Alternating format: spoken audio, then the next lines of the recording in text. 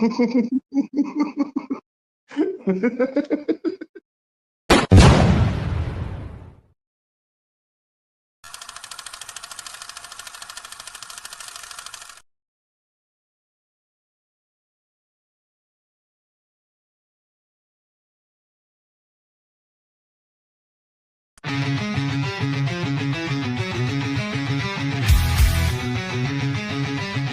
smell that? That's fire. Roll it up, lock it in. You're in the hole now. Fire in the hole, light it up, let's go. Real ones only, now you already know. Jokes too raw, that's how we roll. Welcome to the madness, this fit got soul.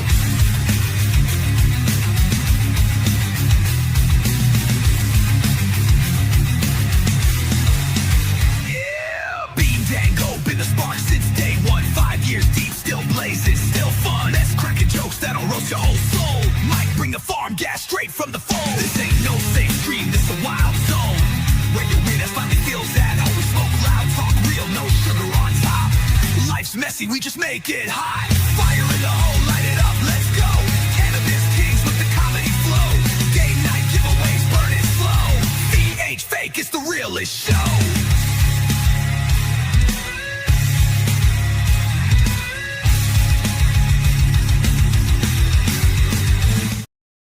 What's going on, y'all? What's up?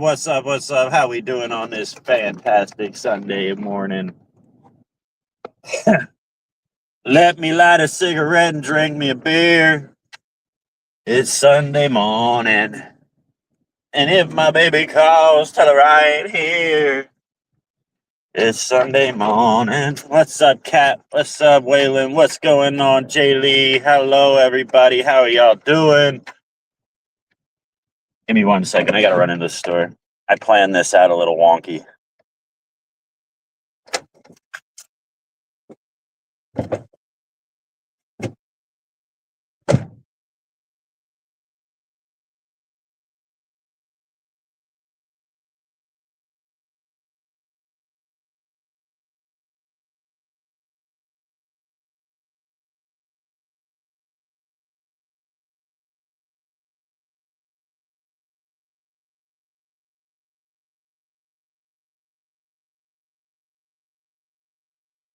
Hello. Well, he done left.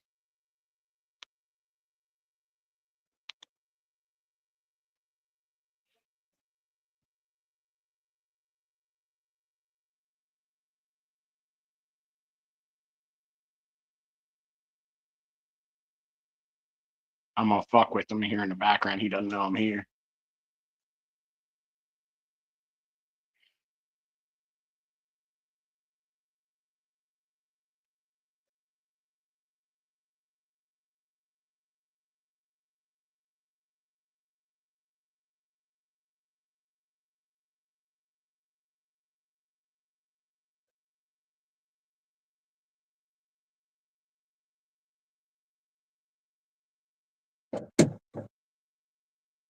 All right, we're back like cook crack.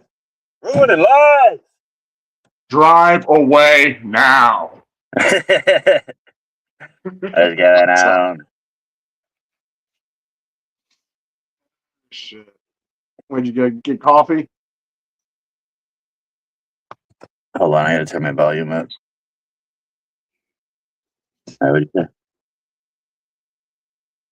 So what'd you do? Just go get coffee? no, Red Bull.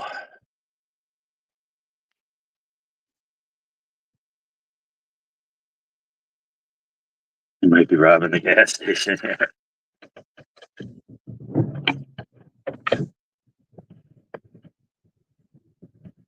Oh shit. Got time to pack up a bong.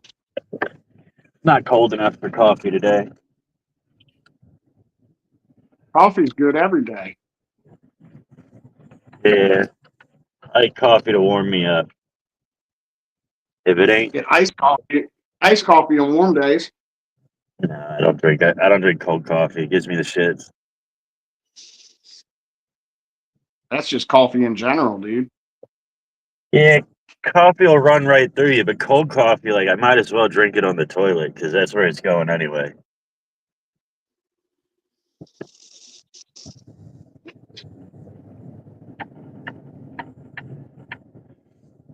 Coffee and Red Bull see heart palpitation. You want to Yeah. know? And then You want to know a quick fix for that? Go do to what? your local uh, pharmacy, pick up some or some iron tablets.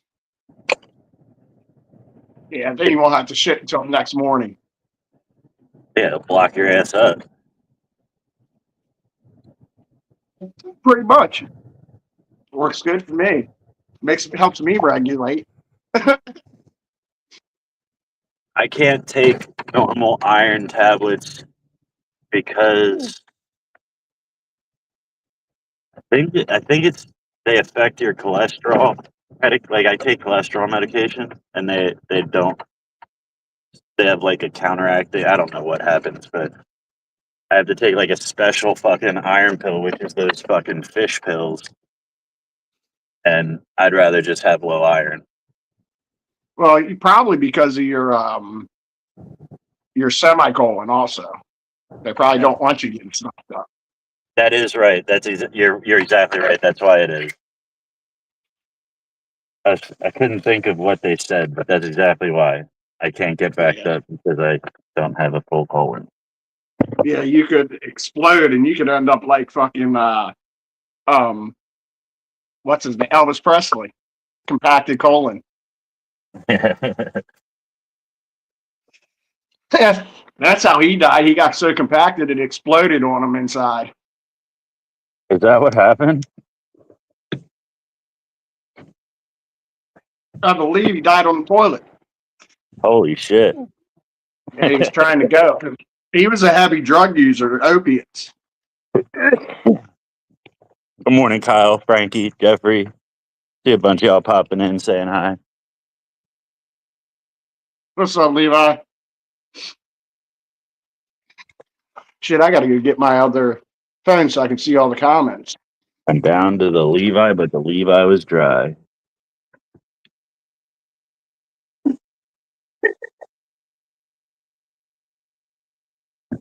Actually, Levi, you got any weed today? Was the Levi dry?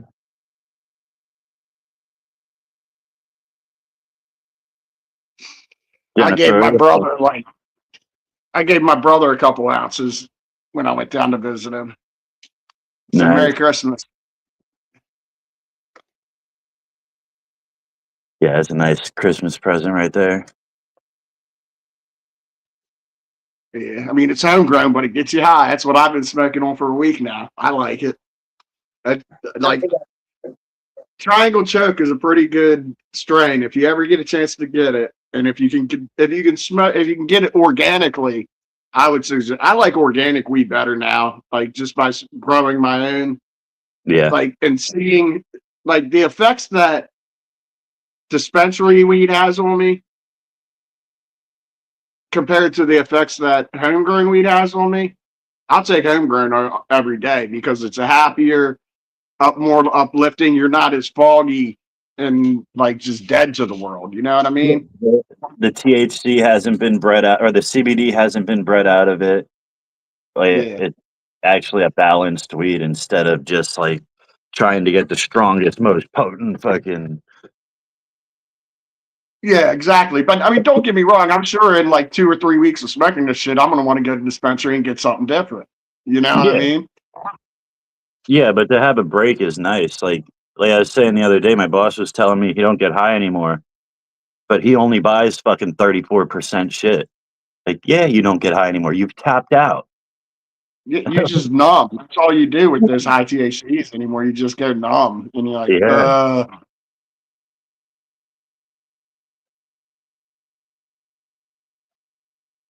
He's like, I just got to start doing dabs. Like, just fucking switch your shit up a little bit. Go for more terps, less THC. Yeah. What's up, But Kate? even in that, it's hard to find anything close to 3% terps anymore. Here's some food. This cat just like strolled up to me. What, a stray cat? Yeah, look. I know that's What the is it? one That's a raccoon, dude. What Where's is it at? that's not for right pause, but it's not the one the lady put a picture of. I put it up on. Hold on, buddy. I'll get you some food. I put it up on next door.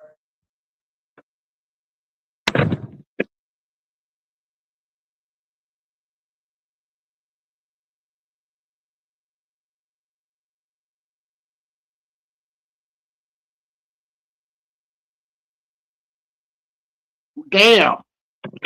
Look, Jeffrey's saying some brother flour don't do much for me. Fuck. Okay, I'll never give you any flour. Do somebody.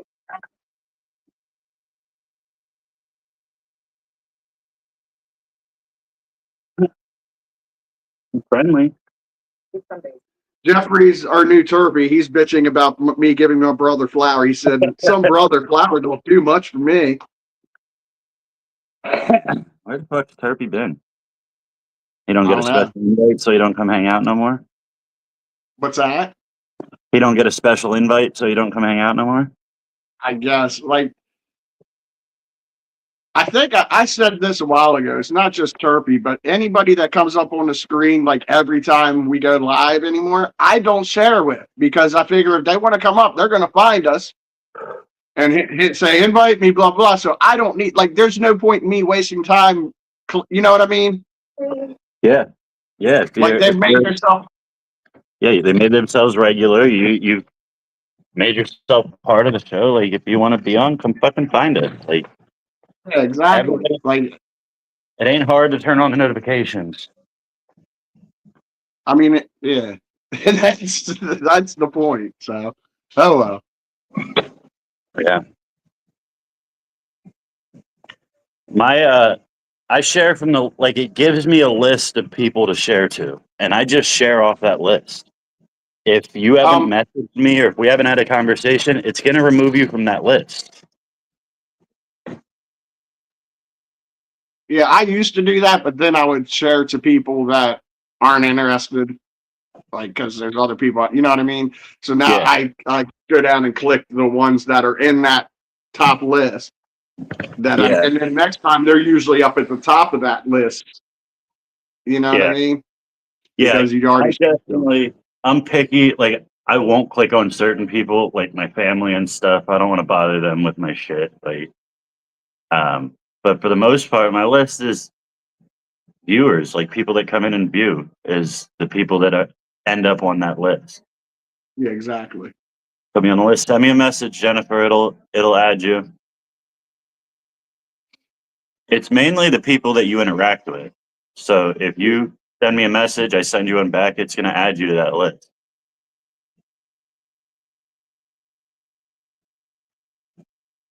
Can y'all hear that music? All right, good. Like no football till tonight. My team lost yesterday. Did you watch the Tate fight? No, I kept messaging you, asking you about it. I sent you DMs asking you about when it is. I said, I think it's happening now. And then next thing I know, it was Anybody who paid for it is an idiot. It was on YouTube within 10 minutes. over. Yep. Did he get his ass beat, or was it a good fight?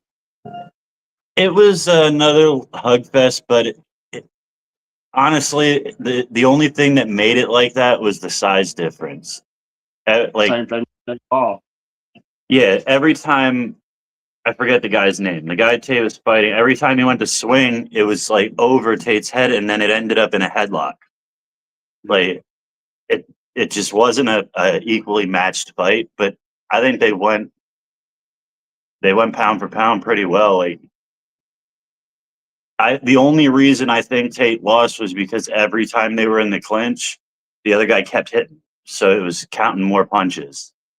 if you think about it, like the beginning of that Jake Paul fight, he was winning on the scorecards Oh yeah. until about the fifth round, until like fourth or fifth round, then it started changing. Well, once he couldn't run anymore. Yeah, but I actually watched a couple of fighters critique that fight, and they're like, "Do you find anything weird about the fact that dude never threw a straight punch.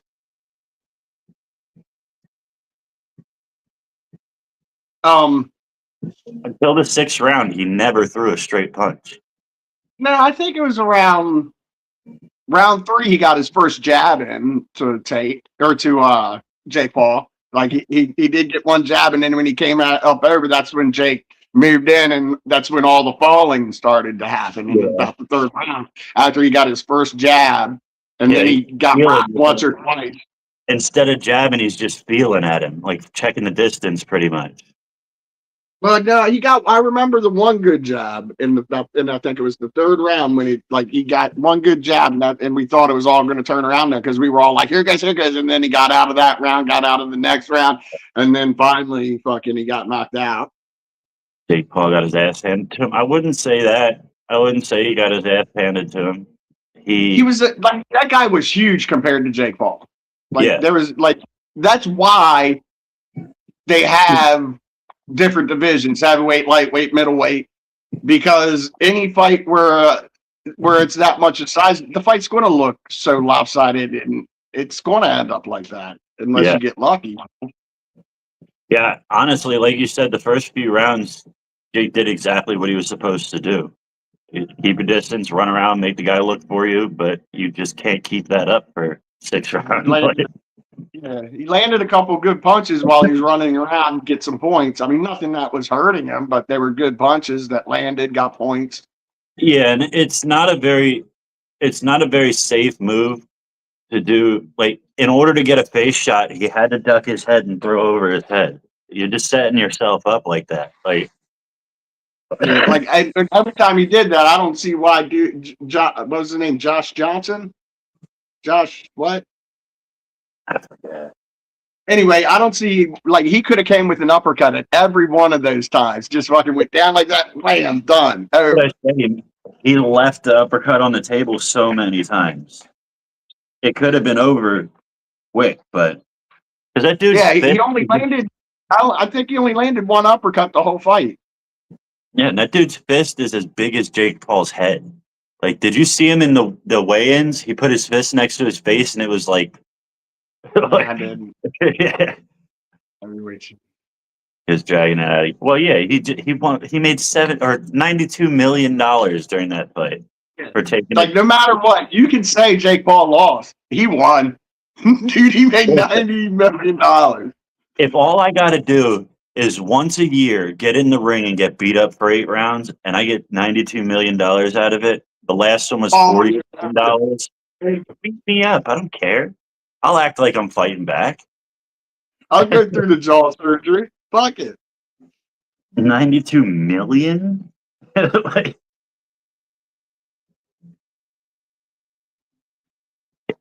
You could tell though, well, I feel like this is what I saw anyway. Jake doesn't want to fight it. He just knows this is his bag, and all he has to do is get in the ring for 8 rounds. Yeah. Well, he doesn't even need to fight. He can just be a promoter like Don Johnson for Netflix if he wants to from now on. Yeah, but if he doesn't get in the ring, nobody's going to watch. Probably. Well, if he can get some bigger names, and that's what he's probably going to do. Is he's going to take on some older people, he's going to do what he's done after his last loss. He's going to take on people that he can beat. That he's 15 years older, out of shape, blah blah blah. You know what I mean? Yeah. I honestly thought the Tate fight was really good, considering the size difference and shit, and the way that it ended after the fight, and they came back together. Like the other dude was talking so much, Chase, whatever the fuck, was talking so much shit, like almost talking as if he hated Tate. Like, you know what I mean? Like, and then once the fight was over, like he turned that all around. He's like, dude, I give this guy nothing but fucking respect. Like, he said, I've liked him the whole time. Like, he pulled me out of a suicide. Like, I watched all of his videos and shit. Like, he said the shit talking was just for it to, like, and like Tate like, fucking respect. I appreciate that. What would be the cool next fight on Netflix? Yeah. Jake Paul versus Tate.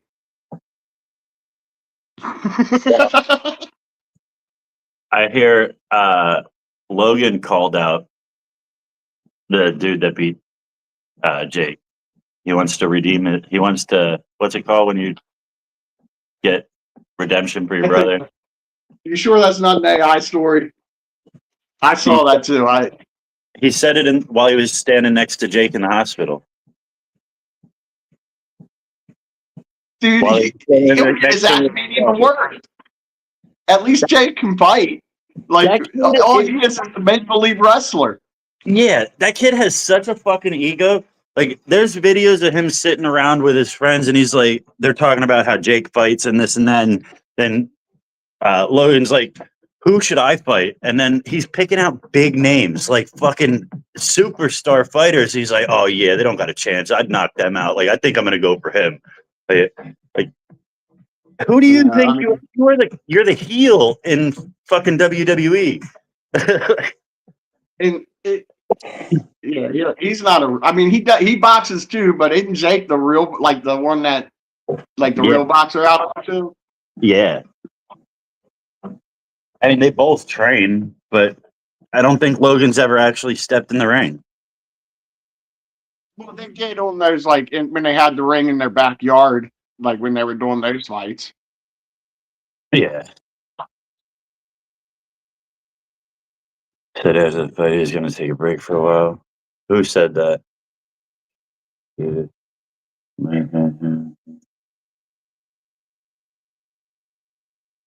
I'll be back. I'm gonna get a cup of coffee.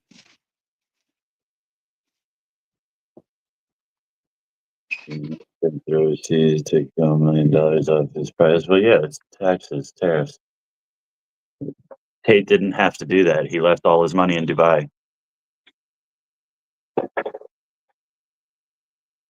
And honestly, if dude would have taken some advice from Tate, he would have done the same thing.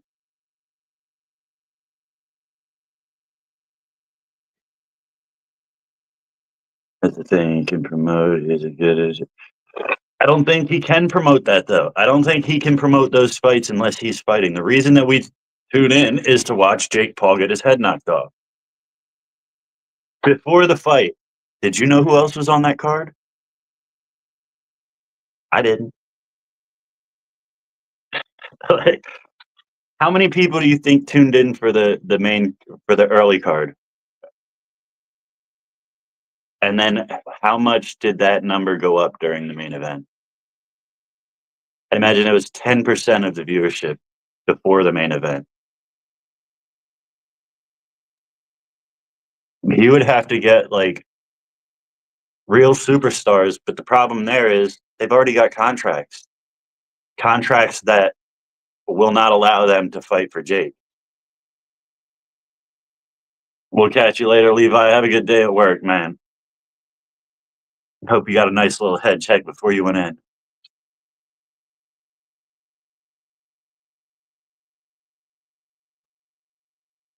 Everybody, if you don't mind, get some shares out, tag your friends.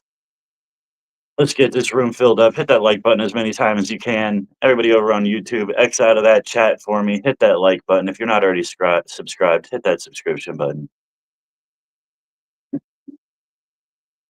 Like I said, I still got some bowls over here I want to give away at some point for some reason, but like I said, I want to get enough people in here to make that happen.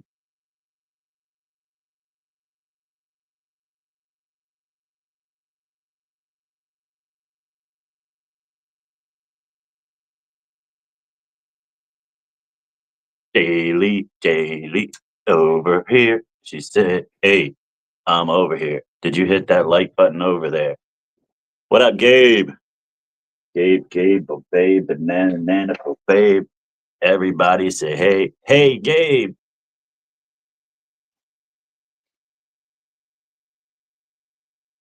What's up, Gabe? Shit, I forgot my other thing for my comment.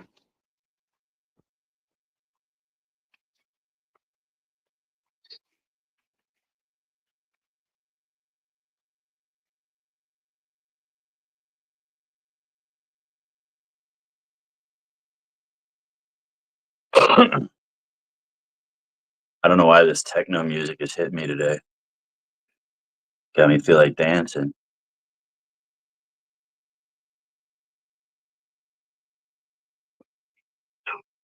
Oh shit, Gabe with 100 stars. Thank you, brother. You are the man.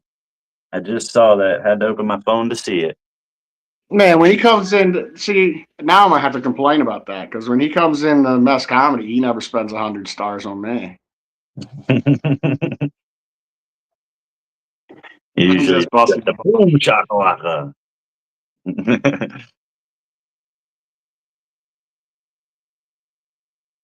I think my page is earning money now. By the way, Fuck yeah. it said you have been changed to creator mode. I guess because I had it up there as comedian, that's why I wasn't making money. It just did that to me too. It said that the way that your page is set up, you should be as a creator or whatever. And it automatically changed mine over too. So hopefully that'll make some shit happen. The two chicks that were fighting, you knew about that? Yeah, usually that is the other one on any of these cards that anybody cares about. You care about the main card, you care about the girls fighting. Even though, Dude, I'll tell you what, the female boxing is better than male boxing right now. Like 100% better. Like watching the chicks fight, like, but if they I don't know. actually fight, I'm sorry. Let me rephrase that. Women's boxing is better than males' heavyweight boxing. There is no heavyweight boxing really anymore in the yeah, men's side. Like nobody can last like they used to. You know, I mean, you used to be able to see these big guys go 12 rounds, and now after 6 rounds, they're all both passing out, not even throwing a punch. yeah. Well, and heavyweight matches used to mostly end in knockout. Yeah, they did, but there were, they could last the 12 rounds if it went that long. They had stamina back in the day, back when Mike Tyson was fighting and all that. Like you would see shit go 12 rounds and it'd be a battle all 12 rounds. You don't, like, you'll see 6 rounds of battling and it might not even be the first 6. It might be the middle 6 now. You know what I mean? And then they're all out of it. Yeah. Now, girls, like that fight Friday, I didn't think it was a very good fight. The girls fight. I thought that could have, just like the other fights, the other two that we just talked about, could have been ended a lot sooner. There was a lot of chops left on the table, but when girls go to blow and they got something to fucking prove out there, and they just stand and pound, that's a fucking hell of a fight. Dude, Gabe, I was just busting your balls. You didn't have to send them to. Thanks,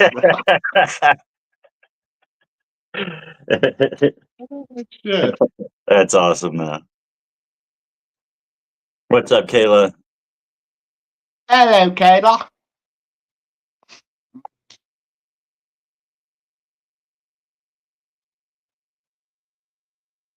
Yeah, watch my page start making good money now, and I'm going to be kicking myself in the ass for the past couple of years. I could have been making money if I would have just switched that thing to fucking creator.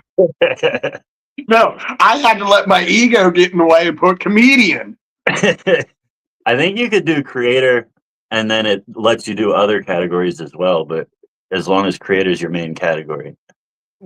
I just put comedian, That's what I put too, even though I'm not a comedian. I'm a sit-down comedian. Sit down on screen. That's what I do on stage a lot of times, to just get the stool and park it. But I find my pacing works better if I stand. Like I gotta have that discomfort to slow me down. Yeah. And sitting, you're aimed at one portion of the audience. Standing, you can shift a lot more. You can move. You can if you don't use like your body. if you don't like the reactions from this side, you turn.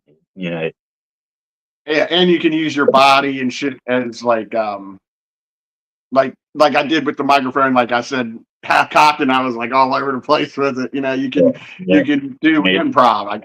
You can improv if you're standing. If you're sitting, it's harder to improv and do shit.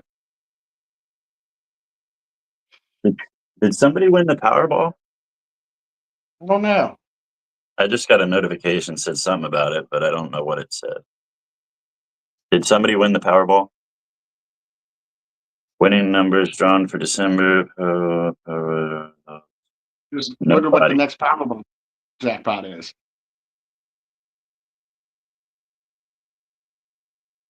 What is the estimated value of the next Powerball drawing?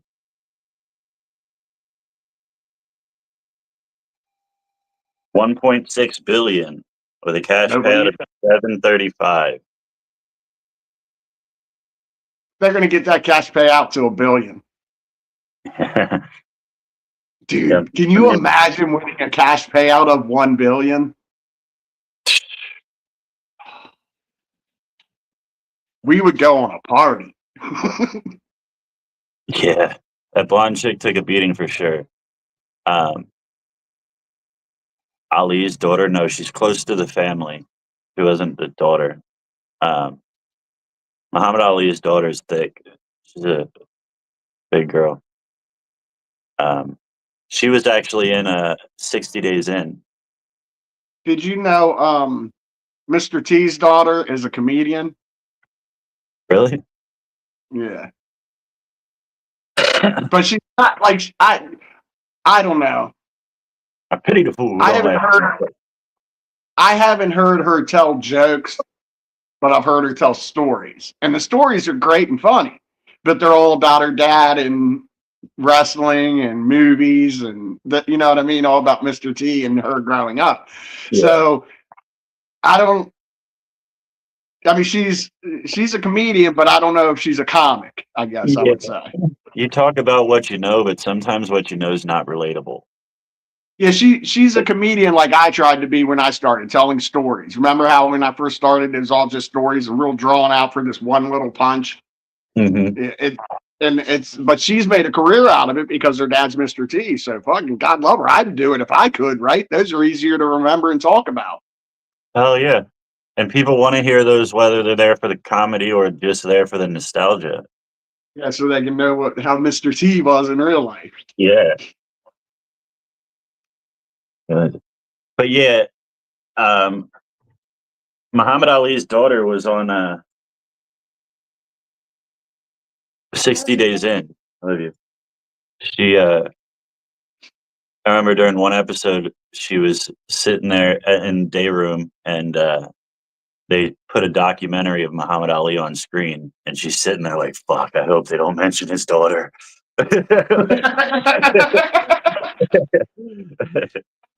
Yeah. You know, you look a lot like that girl right there. Look at they show a family picture.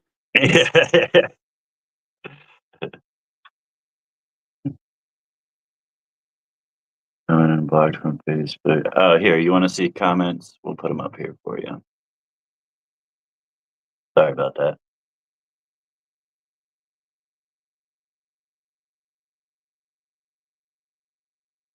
Don't worry about the winning ticket. I bought it. The next drawing's what, Monday? You think I could sue the gas station up here? Because Yes. I You go can.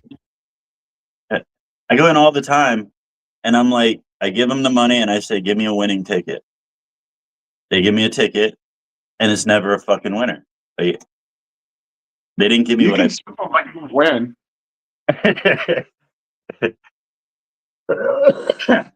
Every single time I say, give me a winning ticket, they agree. They agree to give me a winning ticket. And they tell you they gave you a wedding ticket. Yeah. I think that's false advertisement. That's misleading. I didn't know that. So, no, it's a fraudulent. It's not false advertisement. That's fraudulent sales, I think. Because they didn't advertise it. They sold it to you fraudulently. Yeah. It's definitely deception. What if I was just dumb enough to think that they could choose the winners and they led me to believe that they can? That's like insider trading with no real result. And plus, look, you can even double up. You can be like, not only is it false or what did I say it was? Fraudulent sales.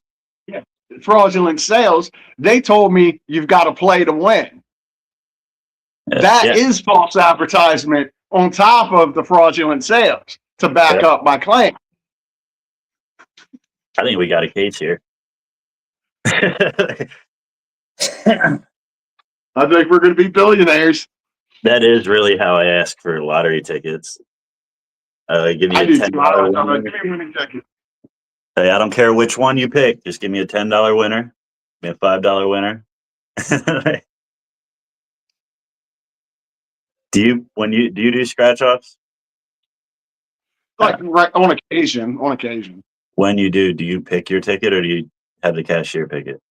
I'll say if it's only a couple bucks, I'd like the cashier pick it because I tell them your luck's better than mine because I always lose. That's exactly what I say to them. I don't bet on myself. If it's like if it's a $5 or more scratch off, I'll pick it, but I'll ask them what numbers are on the bottom of the ticket. Like if it's 22, 23, whatever, I try to go 4 or 5 or 6, like right there between 4 and 6 is where I try to buy my ticket. Like if it's 44, 45, 46. Yeah. No matter what, I let them pick my ticket, which is probably a bad idea because I don't win. But I think I have better luck betting on somebody else than betting on myself. Yeah, because it kind of seems like not karma, but something like that. Like I would put $100 down on a bet for myself and I would lose. But if I put that $100 down for someone else, they're going to win back. That's that's my luck. But it's not karma. It's just, you know what I mean? Yeah. Yeah, I see what you're saying. Yeah, those times like me and a buddy would go to the casino and I'd loan him $60 to play some blackjack with me. Like all you have to do is give me my money back. I don't care about your winnings. And then I'd sit there right next to him and get dealt every losing hand while he's getting fucking blackjacks and you know what I mean?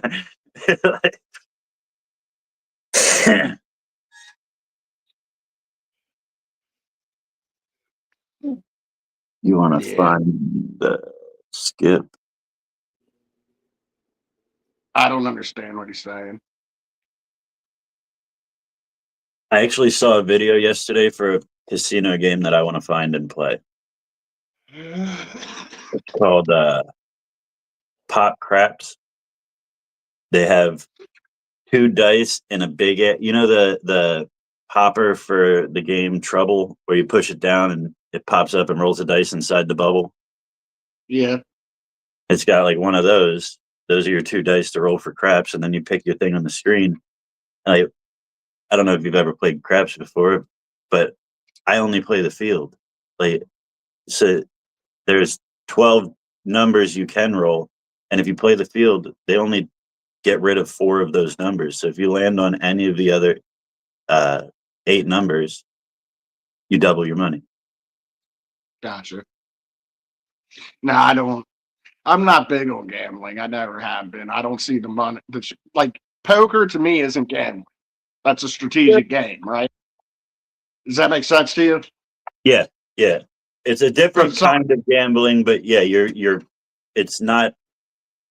It's gambling with some skill involved. Yeah, it's gambling on yourself is what you're doing. You're gambling on yourself, not the game. You're gambling on your abilities, not so much just how the cards fall. You actually have some say in how the game turns out. And blackjack, like they say, if you stick to the basic strategy that you do have odds, but still you're just going through the motions. You're not really adding much skill to it. I understand what you're saying now, Gabe. The dumbers at the top is what he was talking about. No, Waylon, waffles aren't gambling. You're just donating your money to the page, and then we decide to give prizes out to the people who donated. That's not gambling. And plus, I don't get into many waffles that we're in anyway.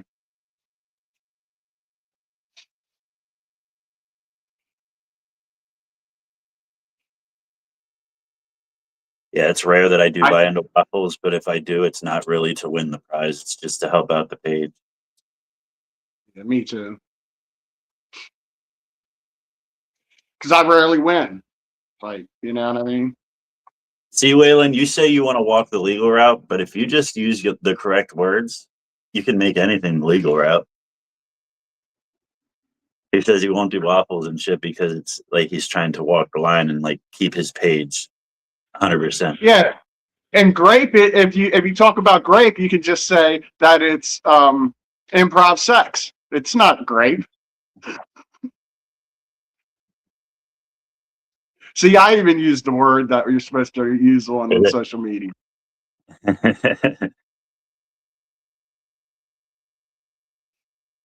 Maybe you do a lot of grapes eventually. Never mind. There was a joke back in it. Did you ever hear that joke? It's not rape if you yell surprise first.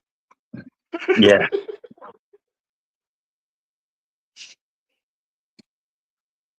You ever hear the joke about the white guy, the black guy, and the Asian that their plane crashed on a desert island? I don't know. Probably it sounds familiar, but there's a lot of jokes like that. So the plane crashed on a desert island, and the three survivors was a black guy, white guy, and a Asian guy. They all discussed. They're like, all right, the black guy, you go find the food. The white guy is like gonna set up the shelter, and the Asian guy, you go get the supplies. And he's like, all right. So a couple hours goes by. Black guy comes back. He's got all kinds of fish. White guy's got the camp set up. They start cooking. Hours are going by. They're like, where is this Asian dude? So they're like, all right, we got to go look. So they leave camp. They go look. Out jumps the Asian from behind the tree. Said, supplies. What's up, Charlene? Waylon asked if you're defending your title today. Man, he is such a peer pressure son of a bitch. Huh? I don't think so. I got some stuff I have to do today. I don't think I can lock myself into playing the game. I saw it. Isn't he a peer pressure motherfucker? Like he's asked that like 3 times, and you can say no if you want. Just say no. What's up, Trying to Charlene? make you feel bad. You know, you can just say no. Why'd you say that? Why'd you say no? Mess can sit in for me. What is it? What's today?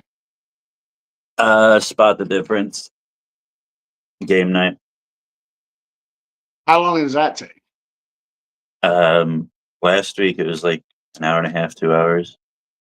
Is that right, Waylon? Was it that long? I know you said it. We got through it pretty quick. I didn't see you ask me several times. I haven't been reading comments. We've been talking about random bullshit. See, Waylon, we're trying to get into the habit over here of not reading so many comments so that people send money so that we do read their comments. No, I'm kidding.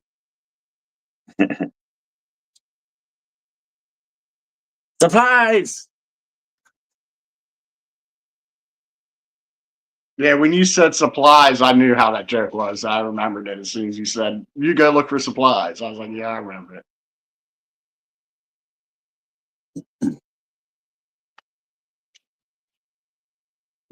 Streets now. Did you say you're not allowed in a casino? Is that what I said? I'm never allowed to work in a casino. You got a theft on your record? Who said that? Alpha.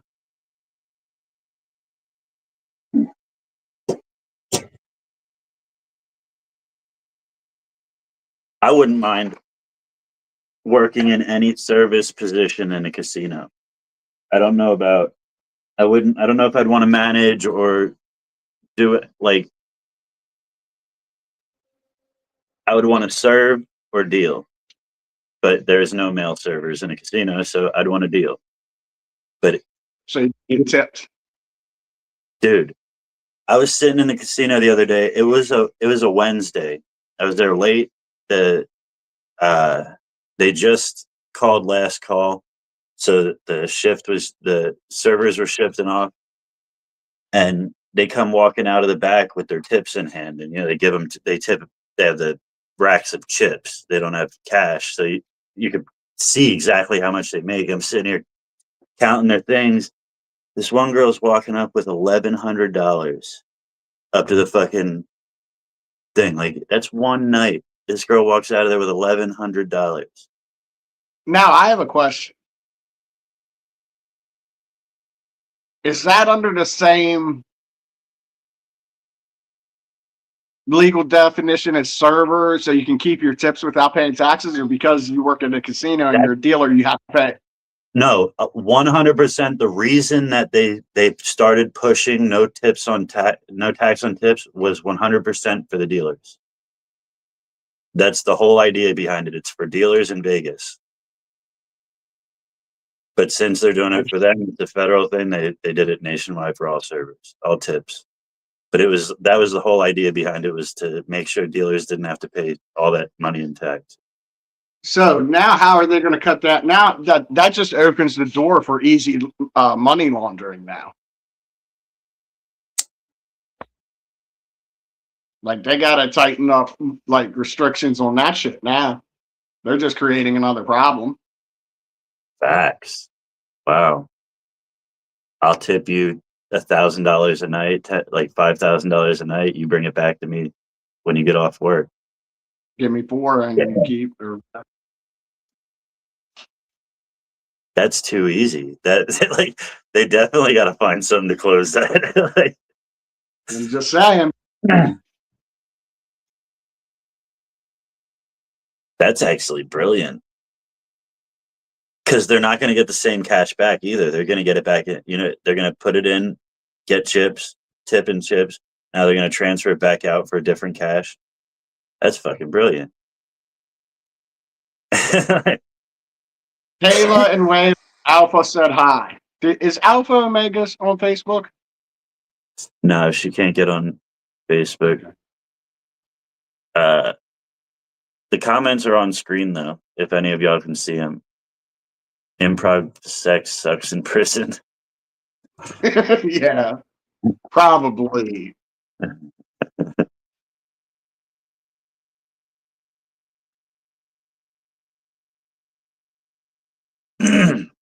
I'll take your word for it.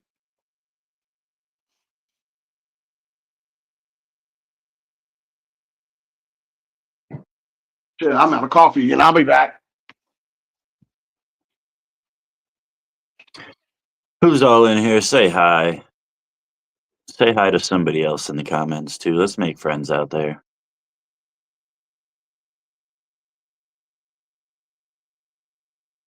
Let's get some more people up in here. What time is it? I had to get some shit done today, but let's see how much more time we can kill. Waylon, what time does your show start? I don't want to step on any toes. And that would give me a good excuse to get my fucking day rolling. I woke up in a bad mood today.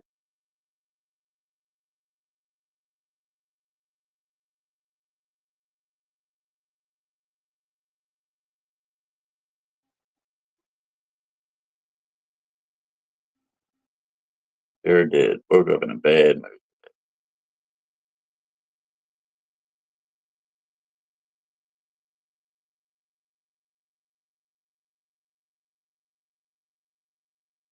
What up, Kyle? We got 9 minutes till we hit a 420, y'all. 9 minutos.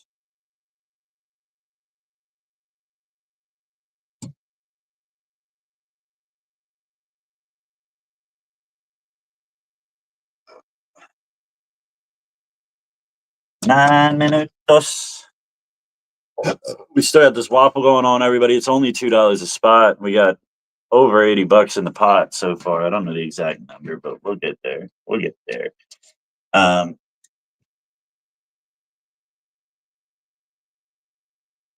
if we have, I'll tell you what, this is what we'll do.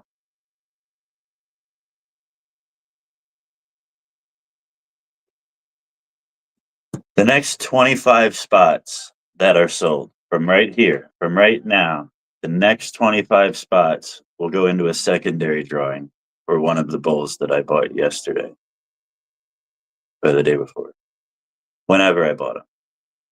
Put one of them little chicken bowls in there. The next 25 spots sold will get entered into a secondary drawing. Nah, man, I got felonies. You can't walk in a casino if you got felonies. Well, it depends on what felonies you got. I don't think that's completely true. I know felons that gamble.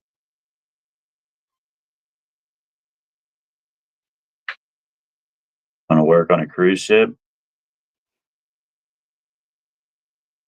I don't know if the money would be right. You think they tip good on a cruise ship? Do people take money like that on a cruise ship? Yeah. Well, it gets you can tip on your room card too. Yeah, I thought that you buy vouchers for things so that you don't have to have cash on board. You don't buy you well some things are you get vouchers, yes. Like you have a voucher for your food and drinks. Yeah. But then you also got shit that goes to your room card. Like if you want to gamble, you can put it on your room card and then pay at the end. Good point. And I guess And while they're gambling, they are tipping with chips too. and then you can tip on your room card until you just say, blah blah blah room whatever. Show them your card. I want to go on a cruise ship, but I don't want to go alone. I think we should plan It's one weird. for all of us. It's weird. I want to go on one of those singles cruise ships, but I don't want to go alone. It's weird. It would be weird. I don't understand doing that stuff. Like I really don't understand the whole like putting yourself into a scene by yourself. A lot of people do. All right. Getting ready for work? Hell yeah. Have a good day, brother.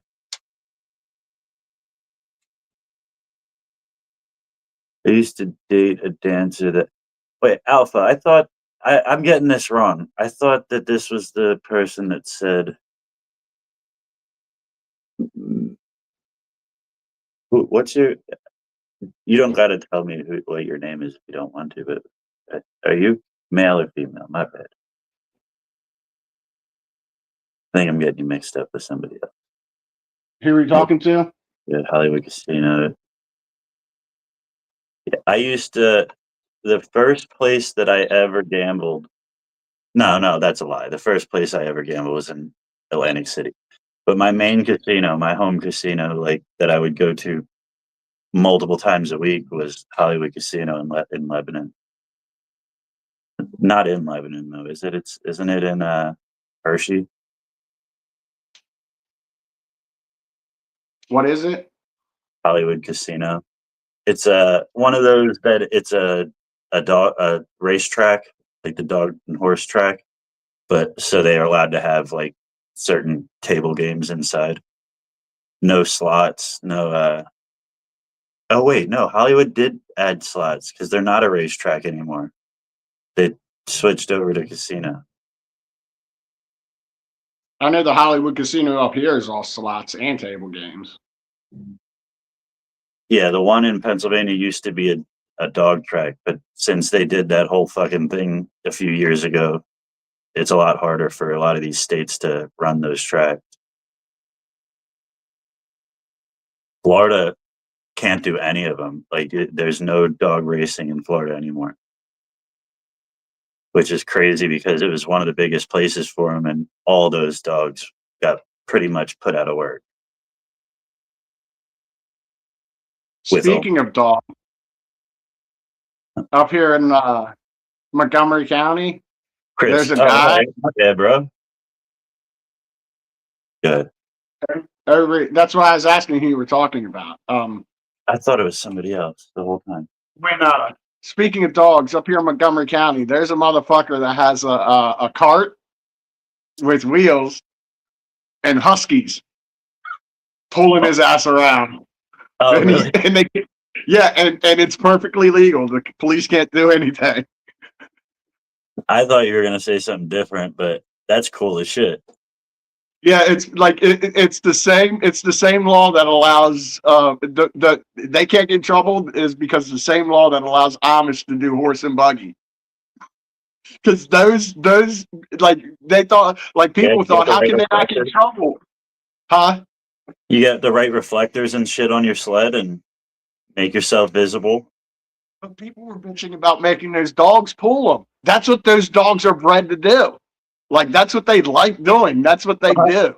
Yeah, that's the problem with the whole banning the dog racing thing too. These dogs have a purpose. They live for that shit. Like, and then you pretty much tell those dogs they're not allowed to do it no more, and like they're not happy. They don't want to just sit Yeah, like around. yeah, especially greyhounds. That's what they're meant to run and chase shit. Yeah, they don't even have a butt. They can't sit down. like, like they meant to be up and running. And the fucked up thing about that is there was hundreds of thousands of them. A lot of them got put down.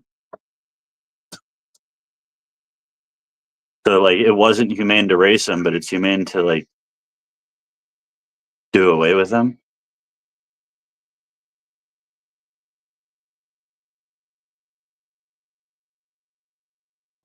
So like, there's no dog racing anymore. In Florida, they still have it in other states, but there's a federal regulation on it that made it like next to impossible to be able to do it. No shit. Yeah, like here, if you go to our card rooms are technically racetracks. Like there was a racetrack at every casino in this area. And there still is, but they don't run them anymore. So they still have the room with all the TVs and all that shit, so people could bet, but they're watching races from other places. I don't see why would they have banned it. Like, They say it's cruel to the dog. how long before they say horses? The same thing then. Dogs are pets. That's the thing. Horses are cattle. Like they look at it. It's weird that they can classify them differently. Like it's PETA. They should be for all animals, right? Like, but since it's a cuddly pet, like they get some different. So are treatment. you telling me as soon as raccoons become what's the word? Domesticated? Domesticated, we can't race them motherfuckers? It's 420 somewhere, fire in the motherfucking hole. I'm still racing the fucking raccoons. I don't give a fuck. Look, Really, I mean, like to that point, we start they didn't just replace them with a different animal. we're gonna domesticate raccoons and have tree climbing contests with them. What up, Mike? Like what's here before you hops in now. Y'all start talking about cattle and horses, and here it comes. What's the question? What's We were just easier to talking about fuck? that they ban? What's easier to boot train? Goats. Goats. Now we're talking about how they banned dog racing in a lot of places. We still have dog races in Arkansas. Huh? We still have dog races. Yeah, Wow. a lot of the like. I'm surprised Florida did away with it because it's a lot of like the redneck type of states that still allow it. Like if they got rodeos and all that shit, they still got dog races. Yeah.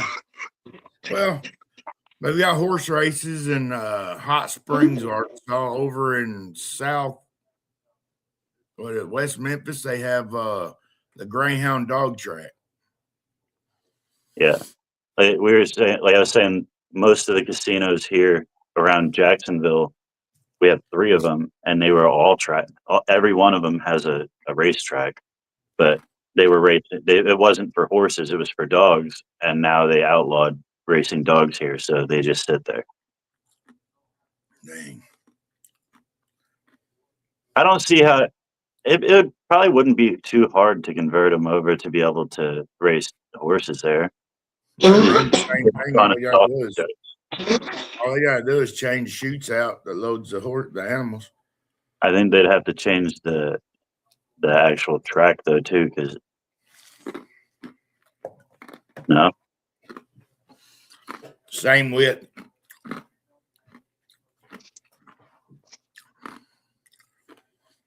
any place in the dog races in Florida, yeah. It was actually soon after I moved here that they outlawed it, so I only actually got to go over and watch. Like I think I went over twice and watched the dog races. I wish they used real rabbits in dog racing. That way, every now and again, the dog would actually get the rabbit. Then gotcha.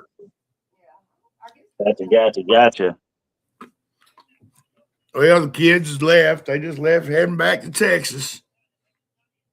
Nice. That's bittersweet. What's up, Amber? Thanks for the stars. Thank you, Amber.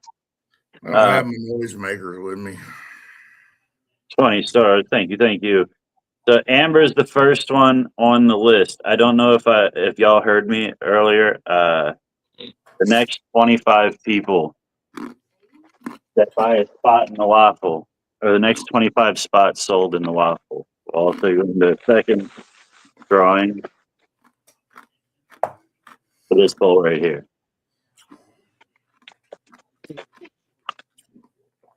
Hey, Chris, what's up?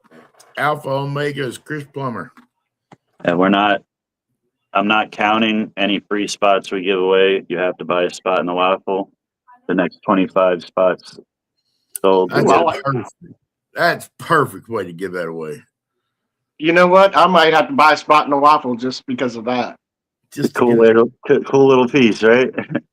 Yeah, I like that. I like the way the light shines through it. I didn't even see that. Like It the looks, light. it looks like a smiley face. Like you can. It also looks like a dick. But If you have the colors of it, the colors of it make it look happy. You know what I mean? Now it looks like an alien. You know what it looks like to me? Remember that little butternut squash Susan had forever that finally cracked last year for Thanksgiving? I didn't see it. Remember. She had that little butternut squash that she kept forever out of her garden. Look, it's got a little nose. Yeah, it's like a little chicken or something. A little chicken. Little chicken pop. Somebody said a penguin, but I don't think it looks like a penguin. It's not black and white. It looks like one of those rubber chickens almost. That you squeeze. At Walmart. Yeah, when I lived there, Chris, they didn't have blackjack. They didn't have any table games where you could win, where you could get a 50-50 odds against a casino. The only table games that they would allow is if the casino had 33% odds over you. Or no, 66% odds over you. You only get 33%. Yeah. Or they allow you to play poker because the casino can't lose. The house always wins, man. Especially like when you play poker, because they're just taking a rake off they're just trying to get the hand going as fast as possible so they could get as many rakes as they can. They ain't going to shell out money unless they got plenty coming in. So they're not going to let you win unless they're winning. And it's state law in Florida. That's how our games work here. We're not allowed to play blackjack or we're not allowed to do craps because you can actually get a better odds over the casino. And if you're going into a business to funnel money out of the business, it's bad for the state like economy. So they don't allow it.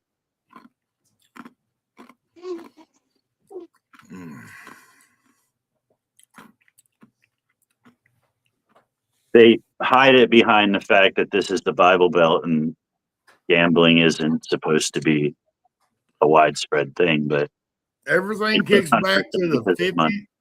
Everything kicks back to the 50s and 60s. It's the Bible Belt. It's the Bible Belt. Man, it is the Bible Belt. But you know what? Thank you, Amber. But Amber said if she wins the bowl, I can have it.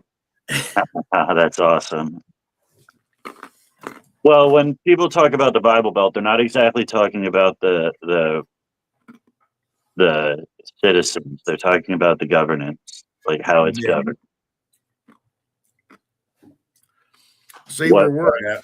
allow, what laws they won't, what things you'll never see in certain places. But again, I guess to your point, all that's been loosened up.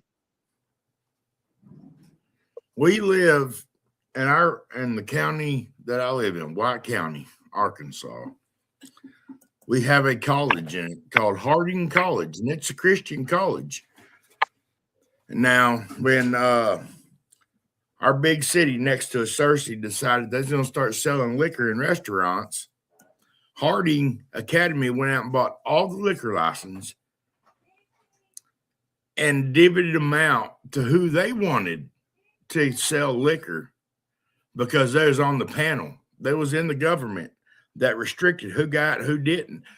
Well, Harding College said, well, if we're going to serve liquor in our restaurants, we want it in restaurants our student body works at so they can make that money. So they controlled who got what liquor license. We voted in Wet County, and they still won't sell beer in our gas stations because of the college, Harding College. Because we're in that Bible Belt. Yeah.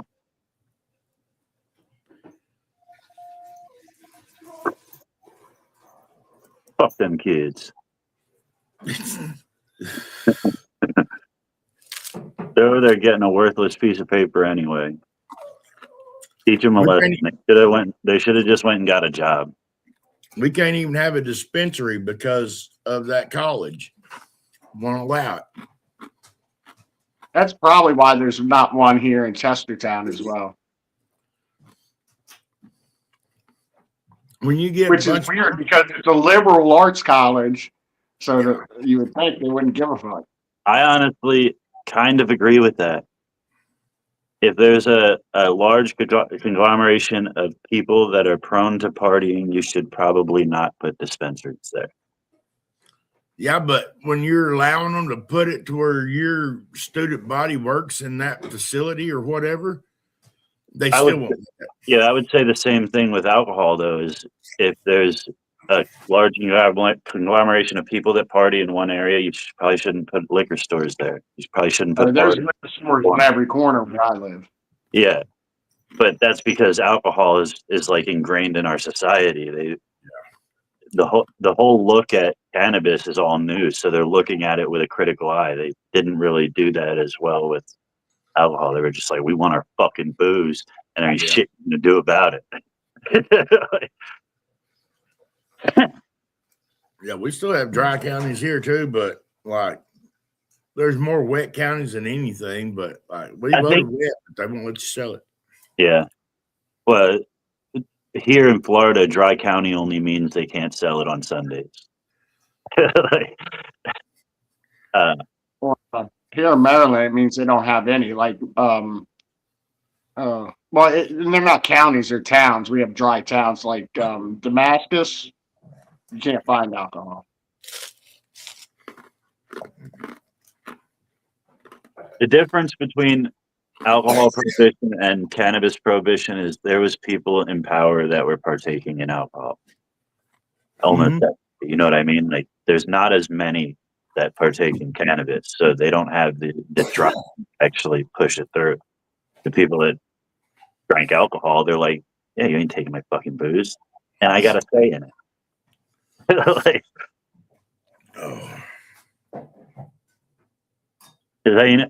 we're actually at the lowest percent of our population right now that drinks alcohol. It's never been this low before in the history. It's like 53%. Yeah, but at one point you couldn't find somebody that didn't drink. At least like a glass of wine or something, like, you know what I mean? Like, it's crazy though that like it really is like tapering off. It's dropped down significantly. One place Good. It's a lot to do with addiction, and how that's been addiction or recovery and rehabs, and how that's been approached in the last 5 to 10 years, to get people clean, and that everybody getting clean, and people like actually posting it on social media and people cheering them on. It's created kind of a new community of people, to where people that are thinking, hey, maybe I'm gonna go out and drink, they also got this other view of it now. These motherfuckers went out and partied, and they're like, dude, it's not worth it. You know what I mean? So like the whole image of it has changed because of the recovery that's happened in the last 5 to 10 years. Yeah. I'm like Kyle. You see, I didn't know this till I went to Texas a year ago. They have more. Like, you don't even have to get out of your truck. You just pull into a parking lot, like a little alleyway, and drive through the damn store and tell them what you want, pay them, and you don't even have to get out of the truck. They throw it in Yeah, the they shit. started those around here during COVID. Yeah, we had a drive-through liquor store in Thurmont. It was nice. Our dispensary is drive-through, or not our dispensary, our smoke shop at the corner up here. You can just drive through. But There's a drive-through dispensary and what do you call it? Millington. Right up the road from you. It's expensive, but it's drive-through. yeah, I think we have one here that's drive-through. What's at the glass shop? We have the church windows, but I don't think we have any drive-up liquor stores like that anymore. We got, you can drive up to the drive-through window, but we don't have breezeways you can drive through and they just load your shit up. Yeah. Well, they got them convenience stores that the whole store is like you drive through it, like, and the store is pretty much outside, like right next to the car.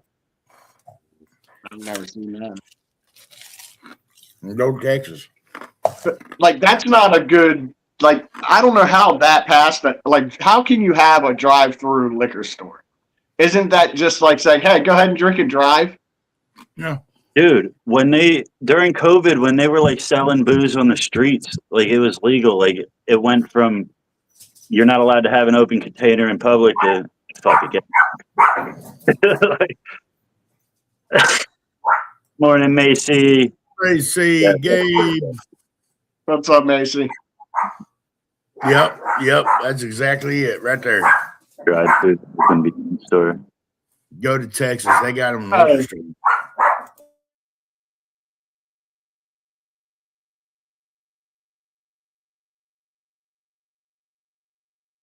We have like one gas station that's like that, but you still hop out and grab your shit and go up to the middle thing and pay for it.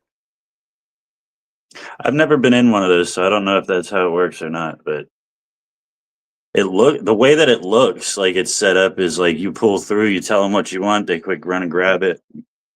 That's what that looks like. It does. I mean, but ours, you don't pay them in from your car. You can buy the gas station liquor. Obviously, well, yeah, you can. It makes more sense to have it in the store, like to be able to do the drive-through. It's like you said, it's almost promoting drinking and driving. Or like, Yeah, that's what I thought with drive-through liquors. It never made sense to me. this didn't last long, but for a little while, I was seeing these alcohol slushies that you can buy at the gas station. That is 100% promoting drinking and driving. Yeah. Like, you got a straw in it already. It's a cup. You're going to put it in your fucking center console. You ain't leaving that till you get home. You're drinking your goddamn slushy because you don't want it to melt. Yeah. Especially with alcohol. Either way, it's an open container in the car. Well, no, they put that little sticker over the straw hole. So now it's not an open container. As long as you don't put the straw through, we're okay. People walk up to the window. We do have a liquor store here that has a window that you go up to, but that's only because we're in the ghetto. They don't want you to actually go inside and rob them. You talk through a speaker. They have a drawer. That's how it is at that drive-through convenience or gas station that I was telling you about here in Frederick. It's a drawer. You pay through it right through there. Bulletproof glass and all that shit. What do y'all think about using old churches for businesses like this? Like liquor stores, dispensaries, strip clubs. I mean, it is what it is. I wouldn't be for it. I wouldn't go to it. There's one here, the Gold Club. It's in an old church, like a huge church. They have 2 rooms. In the main halls is where their fucking poles are and shit, their stages. And it just seems so like sacrament, like some. They had 4 fires. What is it? A strip club? Strip club, the Gold Club, yeah. It's owned by In a the church. In a church. Yeah, and they still have the cross up out front. And it's had 4 fires? 4 fires, yeah. Yeah, take the hint. Take the hint, motherfucker. Take the hint. I went in there one time, and I walked through it, and like they have this like stone spiral stairway in the front. Like the whole thing still looks like a church. Like, but then you walk into the main hall, and there's a bar, and the main stage up front. I don't like this. This doesn't feel right. Like churches that are no longer in use should be used for like homeless shelters and shit like that. Yeah, something positive. Not. I don't. Yeah. Are we using them for rehabs? And I could understand the skate park if it keeps kids out of trouble. That's okay. Like turning it into a massive or a big skate park inside, that's fine. Yeah. As long as people aren't doing drugs and shit there. I mean, if it's just for kids to go skate and have trouble, yeah, I'm all for it. Yeah, it's no different than a community center, which I think would be the right way to go. Yeah, something like that. Something that's, like you said, positive for the community. That's what they should be used for. Yeah. And if you are going to turn it into something else, take the imagery down. Yeah. Take out the stained glass. Yeah. Take off the cross. When I went to that like vampire thing, and we're in the main hall, all the stained glass is up still. The idols are on the stained glass. Fucking not fucking. They weren't fucking on the stained glass. But like crosses, like saints and shit, and they're doing a vampire like worship ceremony thing, and I'm like I told D right away, like I was like, if they start getting into like some like seance type shit, I'm out. Like, Get involved. You're just waiting for some of them to burst into flames, weren't you? and I didn't drink any of the drinks that they served because it was all like it was initiation potion and shit like that. I was like, I'm not doing this in a church. Like, we still actually have my drinks in the fridge. D drank hers. What it was is they were trying to drug you for a human sacrifice, and you dodged a bullet there. You dodged the bullet. Let's see if she was going to give them Most- men, but Most of our old churches around here has turned into a rehab facility because most of them's faith based. Yeah, that's cool too. Yeah, Yeah. anything like that gives back to the community, as you this is the initiation potion.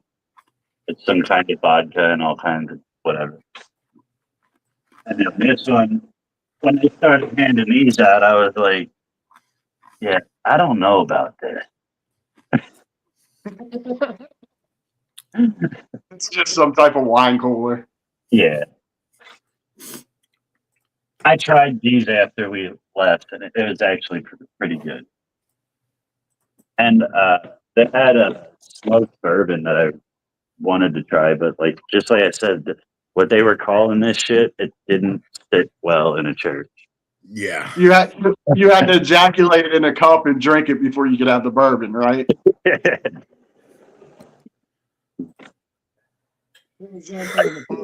That's what we're trying to say. It was pretty much like I wasn't from the time that I sat down and I was like super late. I'm probably gonna leave, but halfway through I was like, oh, they're just telling love stories. That's all it was. No, what happened? Diddy was in the background, like, I got this white motherfucker. White boy with me. The white boy, he prime and ready. Been luring this boy for a while now.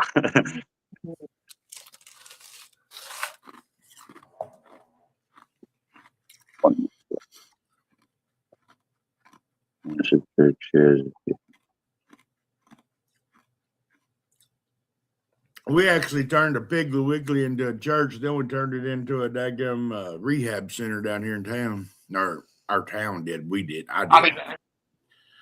I also think there's a difference when it was built to be a church or when you converted a different building into a church. If you converted a building into just a space to occupy as a church and then the church left, that's just the building. That wasn't built for God, essentially. It wasn't a purpose-built building.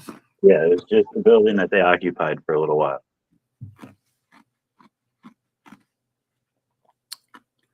But like a church is it's a symbol, you know what I mean? Like it has a specific look, you know, even every building is different shape, size, whatever. You still can look at any random building while you're driving and be like, yeah, that's a church. Ooh, that's a church.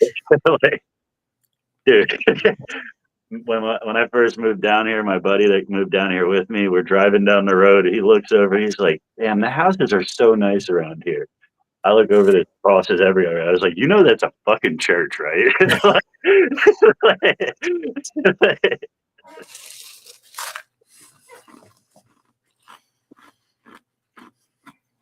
Fucking idiot.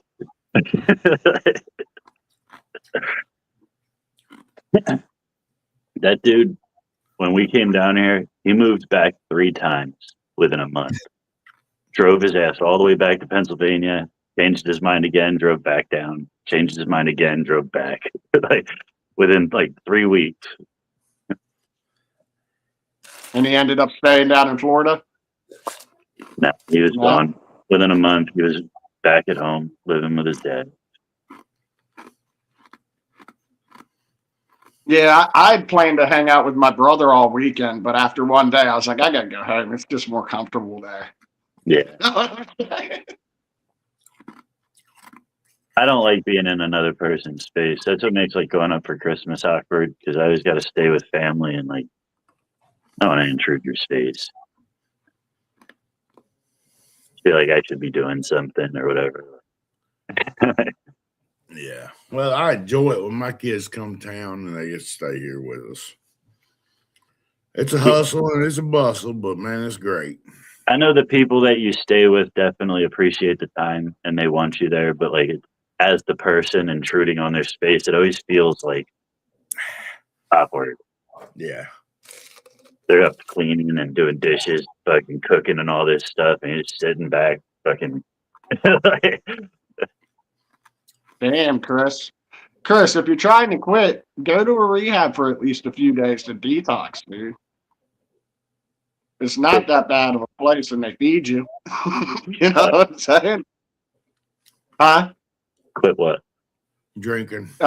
Chris, he's quit drinking. He says trying to quit drinking beer now. No more moonshine. I slip into psychosis when I quit.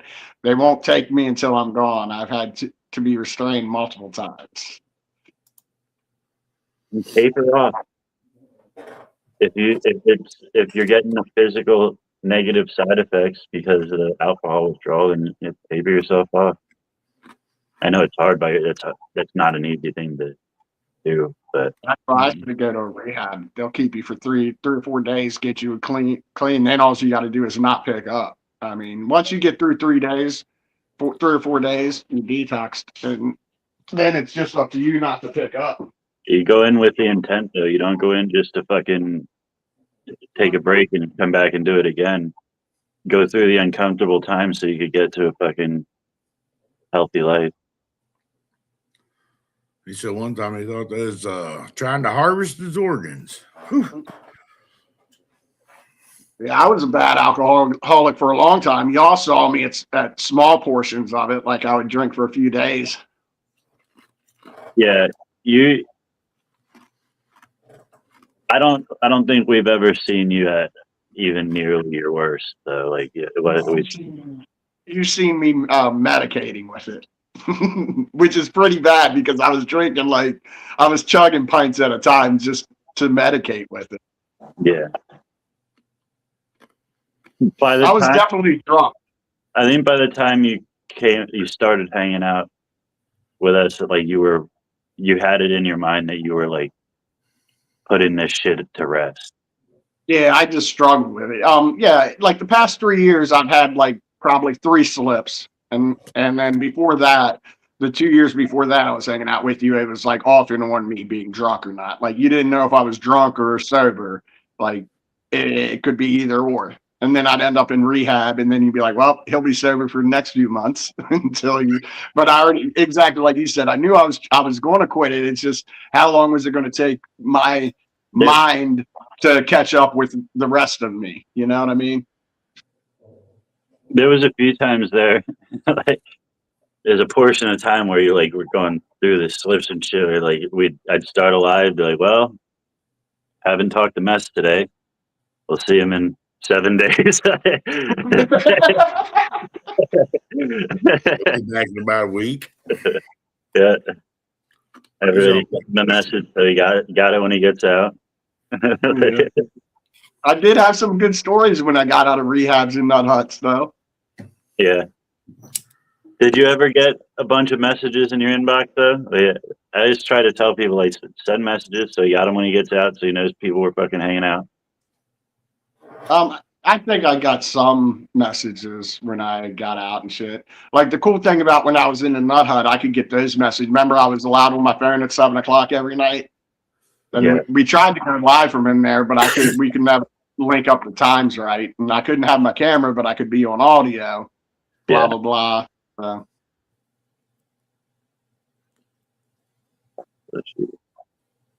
That's what I've been struggling with lately, actually. Honestly, like 100%, the past 2 or 3 weeks, I've thought about going out and drinking at least half of those days.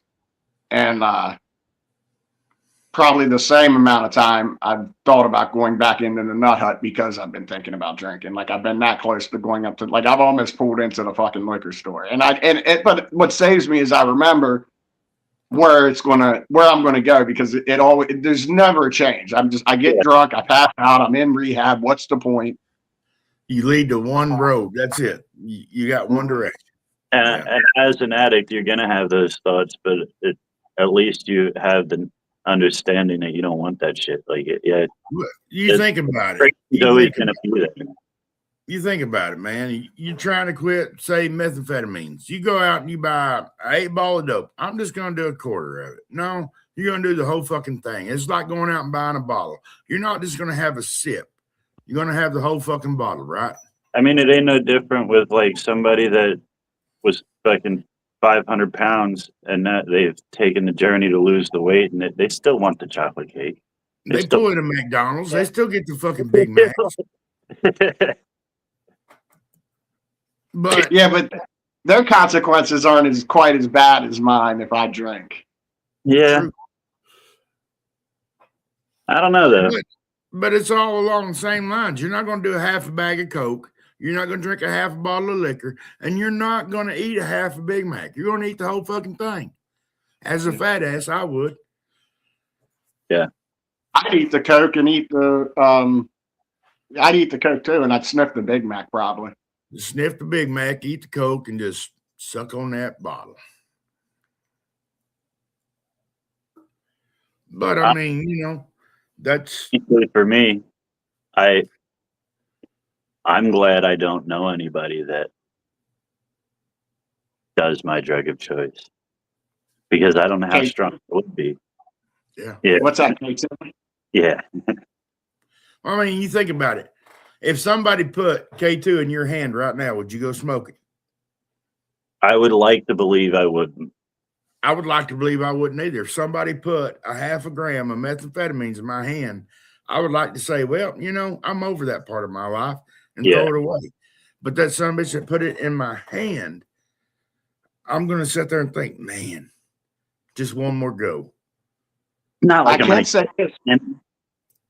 The last time I found a bottle with vodka in it, I did dump it out.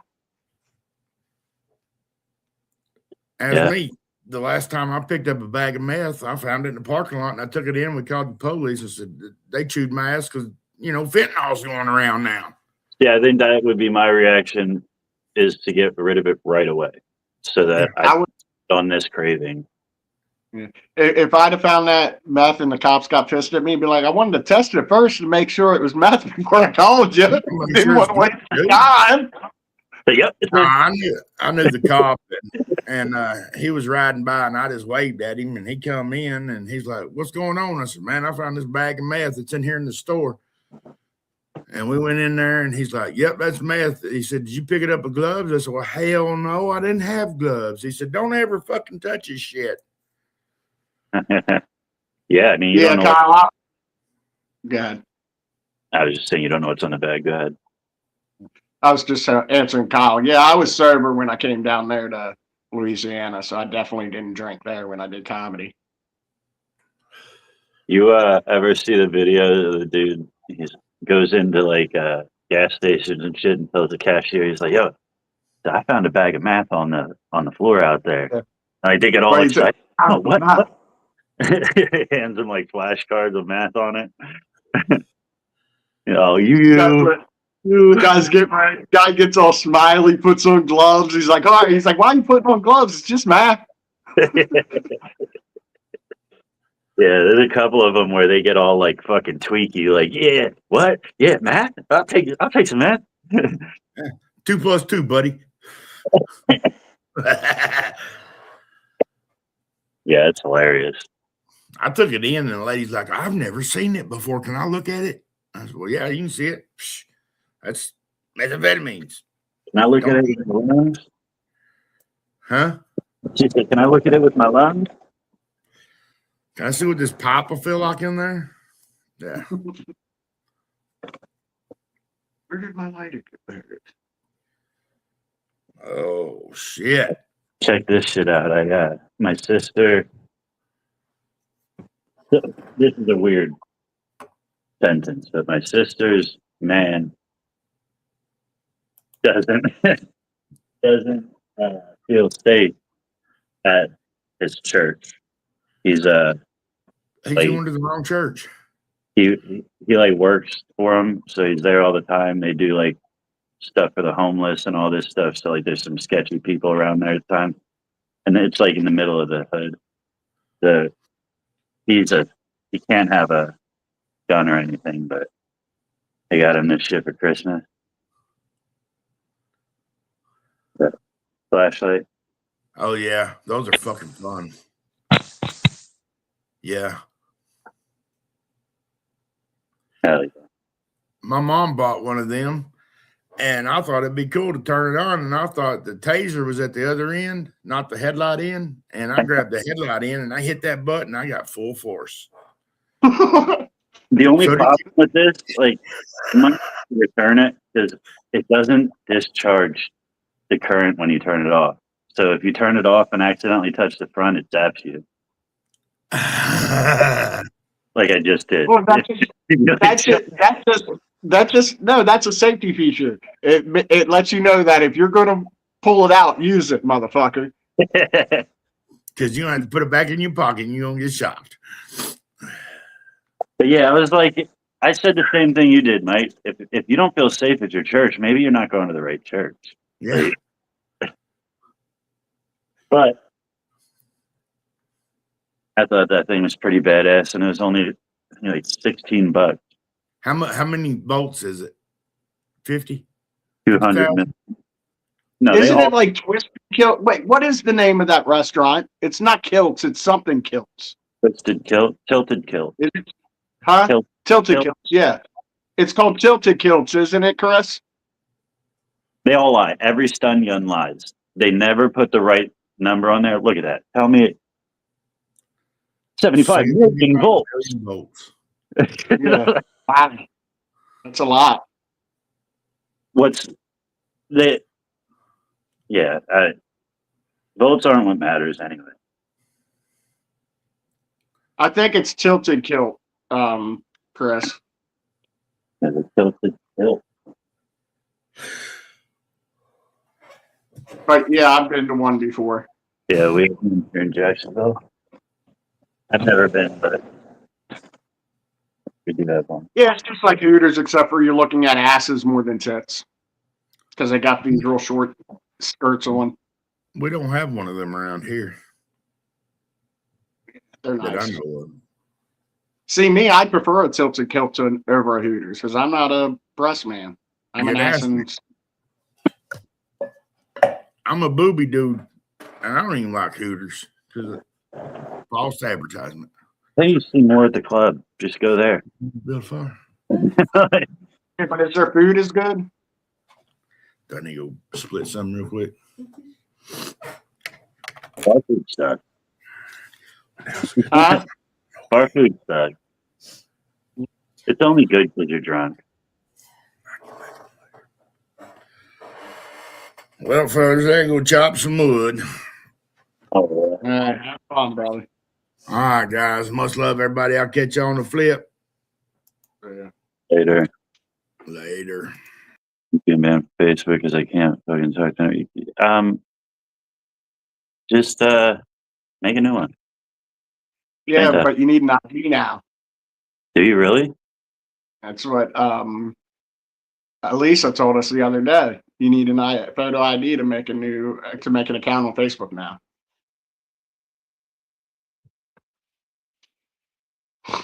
That's stupid. Well, they're trying to get away with all the bot farming and shit and get rid of all that shit so it's real numbers. Yeah. You see, in Australia, you can't get on the internet at all without your ID. You have to verify your identity every time you get on the internet. People under 16 aren't allowed to have any type of social media, not even YouTube. Damn. I think that's a good idea. I don't think these kids should be on Facebook and shit as early as they are. When I see my nieces and nephews' Facebook account pop up out of nowhere, like, dude, you're like fucking 11. What are you doing on here? Like,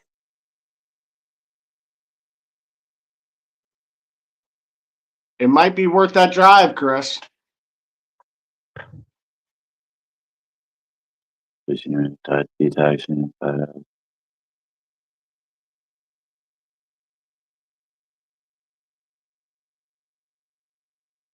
But can't you go in and can't you claim mental health?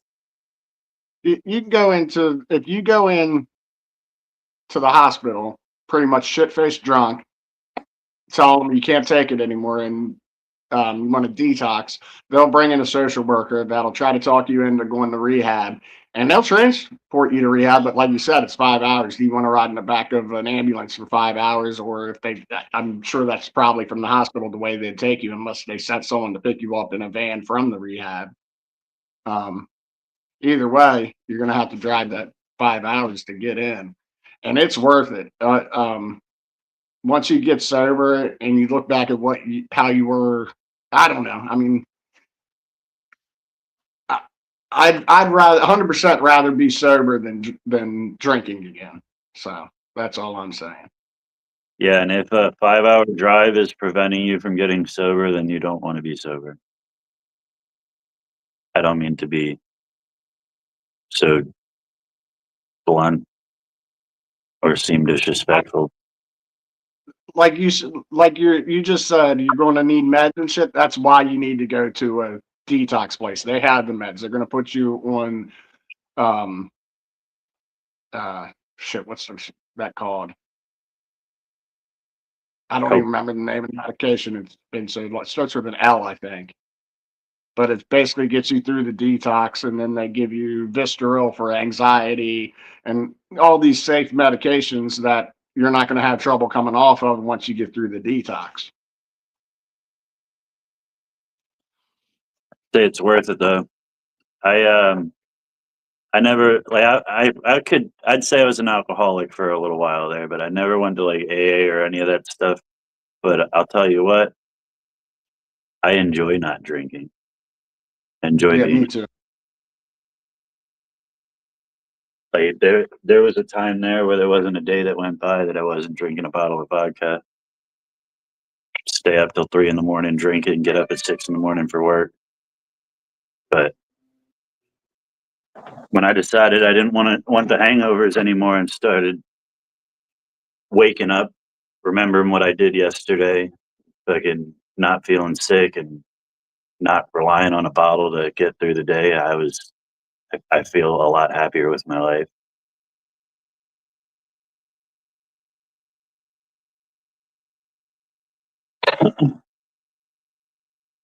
I mean, I feel blessed that I didn't have to go through it the way that go have gone through it, but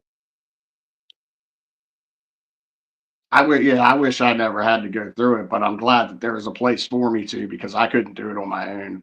The first time I did it, I was able to, um, but after I relapsed, there was no way I was putting down without being locked up in a place where I couldn't get it and where I could get the medication I need for because like I would literally stop drinking and I couldn't if I wasn't drinking, I was shaking and throwing up. Like that's I what literally needed it. see that's what I've never become physically dependent on alcohol. It's always just been a mental addiction.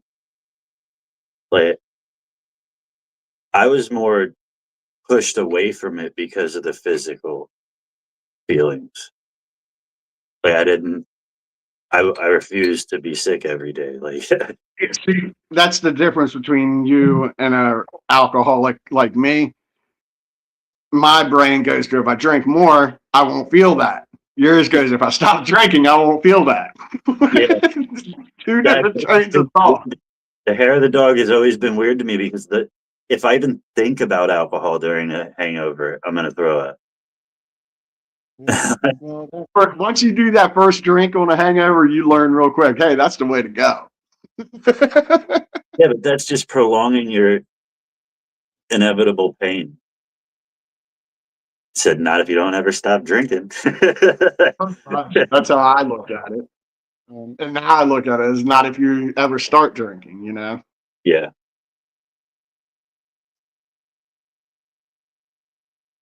Wait, what Yeah. did he say about the nut? Put the nut curveballs at you. You don't want to throw yourself into a fucking wall.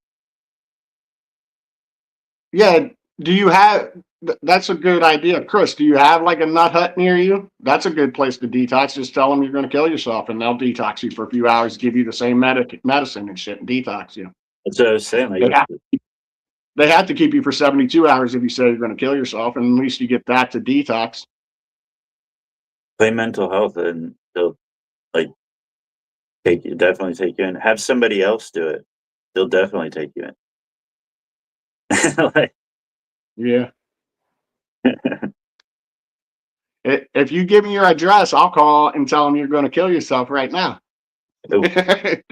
we're on YouTube. We probably shouldn't be repeating that over and over again. But yeah, definitely. Well, I mean, hopefully they're taking context. We're trying to help him. You know what I mean? Yeah.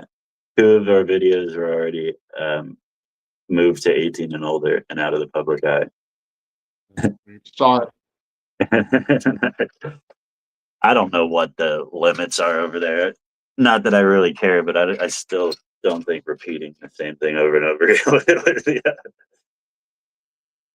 Yeah, definitely try to make some type of plan, Chris, because I don't want to see you go nuts and get in trouble or do something stupid. But I do want to see you, if you really want to quit drinking, to get it done, man. I mean, if you're down to beer, that's good compared to what you were at, 100%. So, I mean, you're at least cutting back. Now, if you can cut that beer down to only a few a day and then cut that down to nothing without going insane. But like I said, I would go to some type of treatment if you can find something. Lean on the weed, man. Yeah. Or if you have mushrooms, Yeah, I know that's the way I. it's not good to replace one vice with another, but at least it's a healthier vice. Yeah. Well, the last 3 times I detoxed, I did it with mushrooms, Yeah. and I had no problem with it. I didn't even like. I mean, I went into rehab, but before I went into rehab, I ate an eighth of mushrooms, went in there, and didn't have to go through any of the detox that I had to do previously. Well, it's about to die. Yeah, that's why I had to run in and get my charger. I was down to 20%. Now I'm up to 30.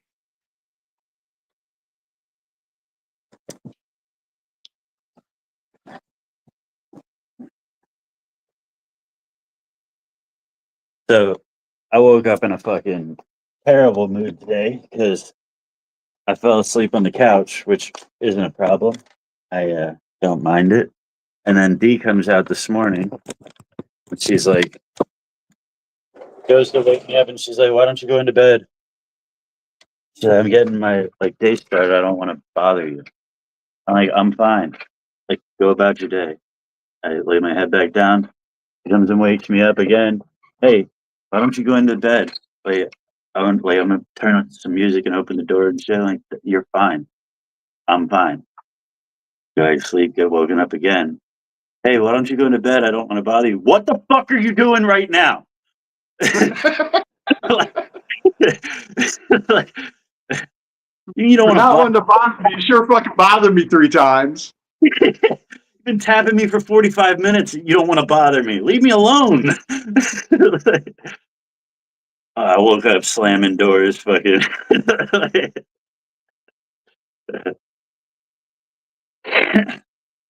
I could sleep through a fucking hurricane if you just leave me the fuck alone. That was the problem at my brother's. That's the real reason I came home. I couldn't sleep for shit over there, dude. He had this like real low alarm on his phone. I mean, dude, it was like a medley. It shouldn't have woke me up. But dude, that motherfucker went off, and I was like, dude, are you waking up? Oh, I'm sorry. He turns it off, hits snooze, fucking goes off again. But I'm like, dude. He's like, I'm sorry, I gotta wake up and turn the heat off in the bathroom because he has an electric heater in the bathroom and it'll freeze overnight. So he has to set his alarm, make sure he wakes up so he doesn't run the electric bill up, right? And but like I couldn't sleep for shit, and I was like, I gotta go home. There ain't no way in hell I'm gonna go through 2 nights like this. Like that shit.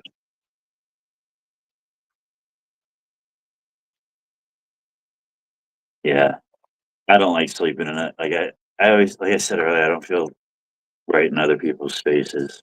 I can't Yeah, sleep. when I'm in other people's places, like I'm a real light sleeper. When I'm home, I can sleep through just about any fucking thing.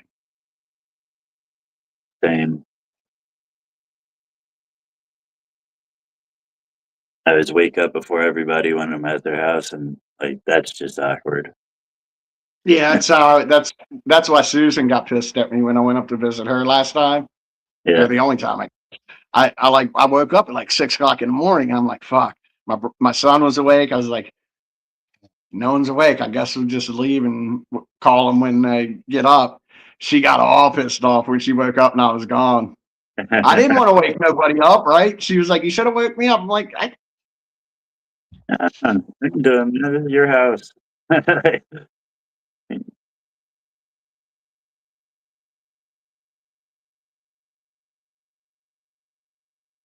Even worse when you're staying there for a week and you're waking up hours before everybody.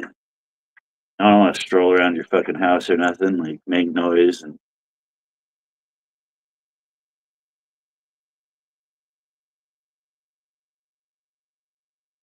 some drugs I cannot be in a room with. Yeah. I don't know. When I quit smoking K2, all my friends still smoked it and it didn't bother me. Like I didn't have cravings for it, but there's some times when I smell something and it smells exactly like it and it's like, see, that's the good thing about vodka. When I smell it, it turns my stomach. yeah, Like anything that smells like vodka, ugh. yeah, Like same. my stepdad's vape used to smell like vodka. Like when he like the exhale of his vape would just make the air smell like vodka. And like it used to get me sick until the point that I was like, fuck it, and I'd relapse and go get a bottle of vodka. And then you know what'll stop me from getting sick over the smell? Vodka. My sister ruined vodka for me. We used to drink when I was like 15 till I was like 17. I'd go to my sister's house every weekend and drink. Uh, get an $11 half gallon of Vladimir. That shit is fucking rubbing alcohol. That's basically what I drank. I drank Wolf Schmidt. The highest end was Pop Pop. That was the higher end vodka I bought. No, I lie. Every now and again, I'd buy some good shit, like some uh, Smirnoff or which is shitty. Yeah. Yeah, no, the vodka never did it for me. Once I like got older and started drinking a little bit, I couldn't. I don't think I could drink it like any even mixed vodka drinks. And iced tea. That's why I don't like iced tea because that's all she would chase with, and that's all she ever had in the house. Fucking chasing vodka with iced tea. That's just. Ugh. Hold on, Chris. You say, dude, I want to go to it. Go to what? They had there's these comedians. That comment, I'm lost. They didn't know what they were walking into. I think it was Bill Burr. Pagan church. Okay.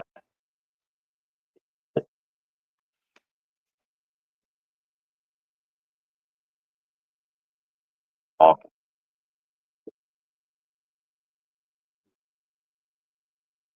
I think theirs That's was this type. I think they had these comedians talking.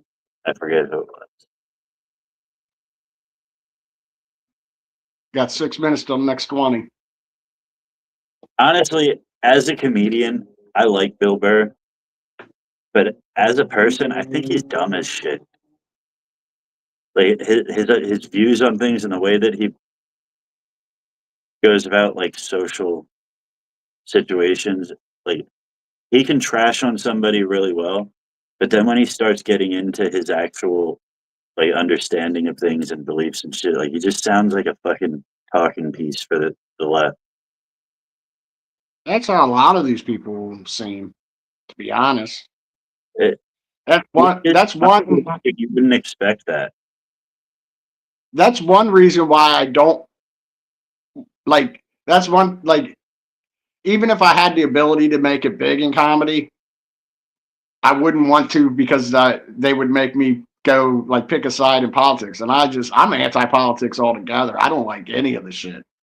Like I get so uncomfortable when it comes up, really, because all I think about is how much of a joke, like a smokescreen, is. Like we're all falling for it. You know, that's what I think when I hear politics, anything about politics.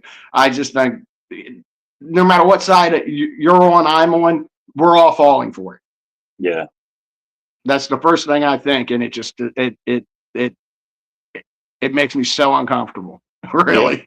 Time you get a little glimmer of hope, you realize you fell for it again. Yeah. Like, That's what it was the first time Trump got elected. Like I didn't even really fall for it because I didn't think it was going to happen. I was like, before it happened, I said it doesn't matter if Hillary wins, we're fucked. If Donald Trump wins, he can't do shit about it. Then he won, and I was like, oh wait, maybe. And he started doing shit, but then it all fell off a cliff. yeah. And then I was like, yeah, I kind of fell for it again because I like had a glimmer of hope that things would be different, but it didn't. And then this, like you said, the second term, he's like just watching him handle himself. Again, it makes me really uncomfortable. Like I can't, like there's no comfort in watching Donald Trump as my president. No. Well, I mean, like I said before, he proved that he's just an establishment president. He's never really switched over to being a conservative. He's just same old, same old. He talks a lot, but it never really gets anything done for his base.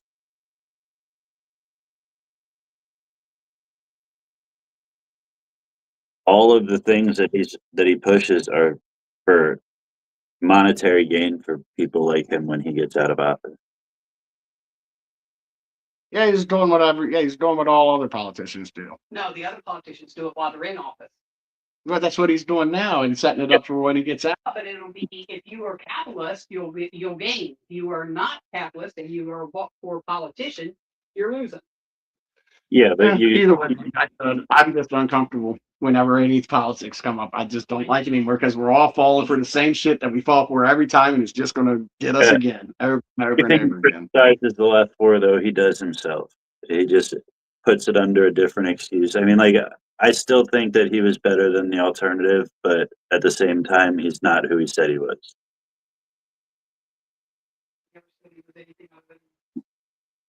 And the $8 billion that was sent out of this country after talking about keeping all of our money here and not propping up these wars and shit.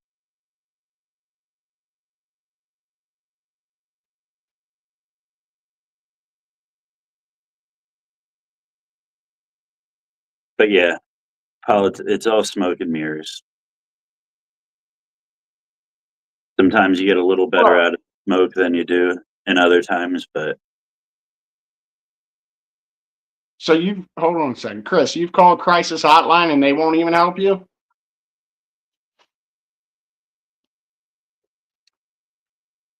Maybe you haven't said the right words, like we said earlier. Politics are not cut and dry. You have two different parties. Oh, I know, and that's what makes me uncomfortable. So they have to each make concessions. Donald Yeah. Trump also has to make concessions. Yeah, I understand all that, but the game is still the same no matter who the fuck is in office. Yeah. And we all fall for it every fucking time. So the whole thing is set up to screw us no matter what. And it's not worth talking about because the more we talk about it, all it does is piss people off. And that's exactly what they want. They win then. it solidifies you to whichever side you have bias towards. When you have these discussions, you just get madder and madder and lean closer into your side.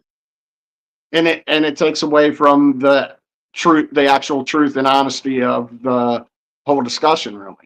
Mm-hmm. Because people get butthurt and go on feelings go on emotions and shit rather than clear thought. And then that's what turns us into the conservative party that we have today, where most of the public conservatives are coming out as far right. Like you lean further and further into it until you're all the way over there. Look, see, we started talking politics and look at our views for. And guess what? One of them is my other device. One of them is me. Then one is Chris. Or that might just be because Mike left too. I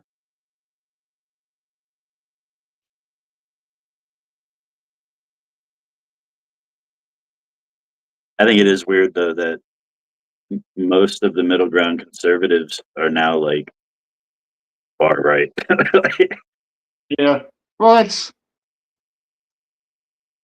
that's what happens. Now the left will move a little bit more towards the right. And exactly what's happening.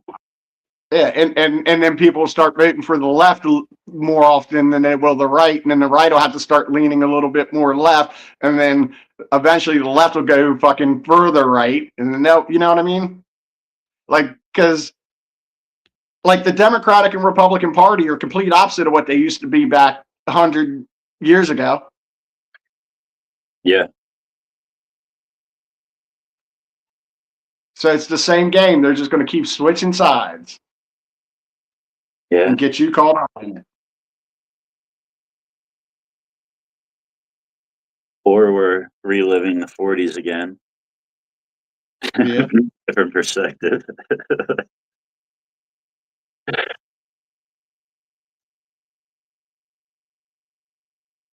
It's 100 That's years.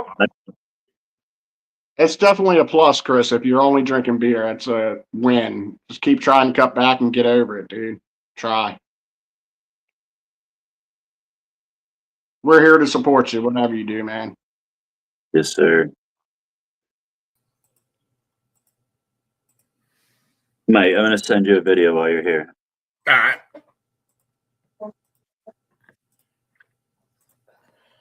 Chopped a little bit of wood, got some wood in the house. Oh, shit, you fellas still on? I jump back up. We just missed a 420. That's Don't put the nothing. graphic up. All right. Well,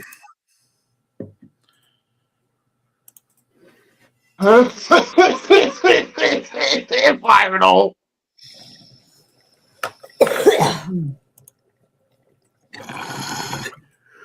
Fire no.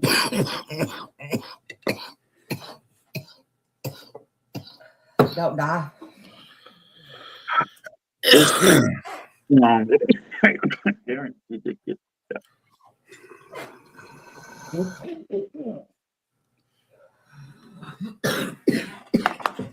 I put it in the group chat.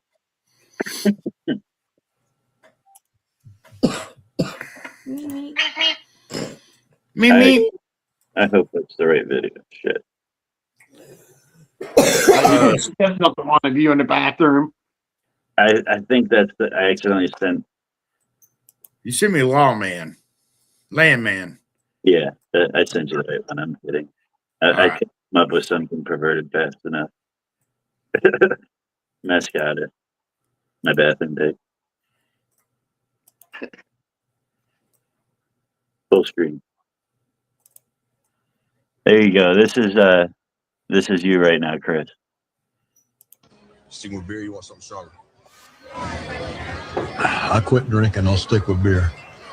You know, there's alcohol in that, right? It's a Michelob Ultra. There's more alcohol in orange juice. I ain't judging, buddy. I mean, I've been on the wagon 8 years. I'm just saying, drinking beer, still drinking. Well, I tell you what, bud. You watch me drink 6 of these sons of bitches, and I'll come back in here tomorrow night and drink 6 whiskeys, and you tell me if you notice a fucking difference. I'll take your word for it. That's true. That is so true. All right, Kyle, get to work. Later, Kyle. Later, Kyle, brother. It's a Michelob Ultra. There's more alcohol in a fucking orange juice. Literally. I mean, you let it sit out in the heat for a couple of days. If I could drink beer, I would. Don't get me wrong. But I know I can't because I'll end up buying vodka. Yeah.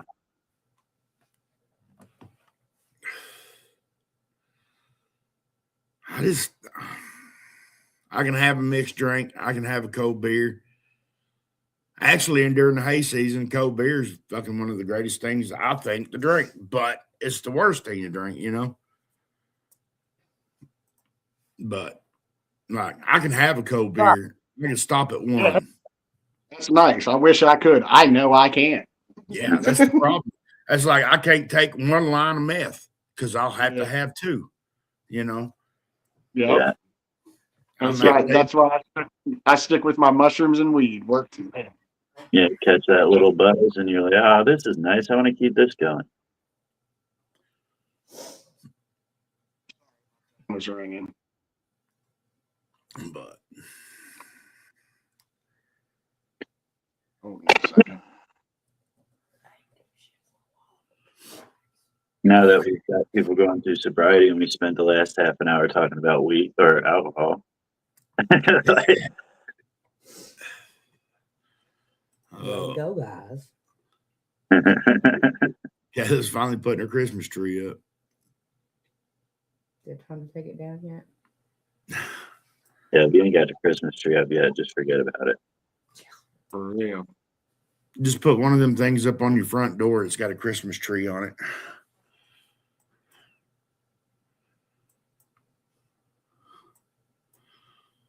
Well, I'm glad you're feeling good enough to put your Christmas tree up, Kayla. That's a plus. You've been sick the last couple of days.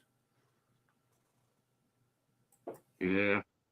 Everybody's been getting sick. I thought I was getting sick, but luckily it didn't happen. I woke up congested as hell one morning. I was like, here it comes. Nothing happened though. I get on it, man. I've got cold medicine, flu medicine bought up. It's just sitting right here behind me.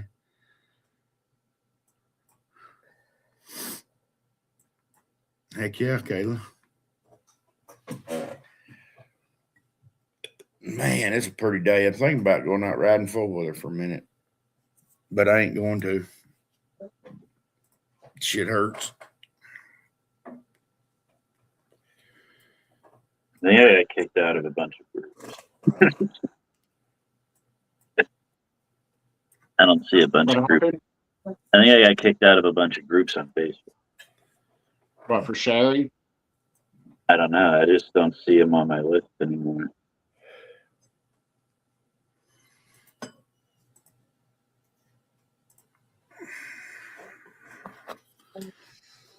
Ooh, let me stir this up a little bit before I hit it.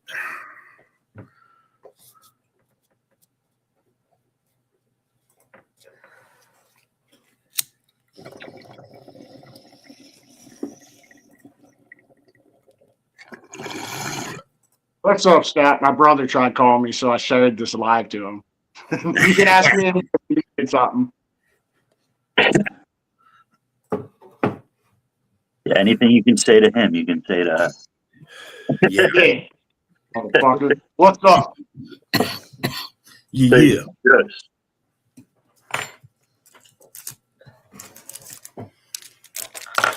Remember, we got 24 spots left. The next 24 people to buy into the waffle got entered into a spot that we full.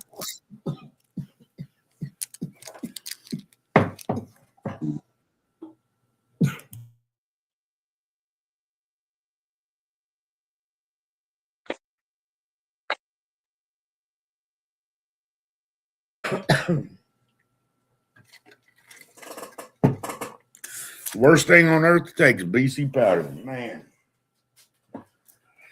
Things really work.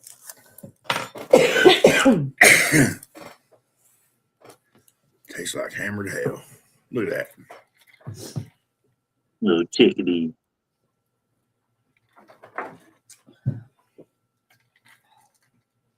That's a cute little bowl.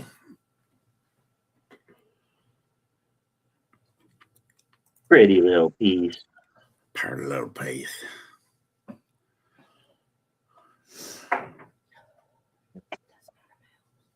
No, that's not a mouse, baby. That's your headphones, earbuds.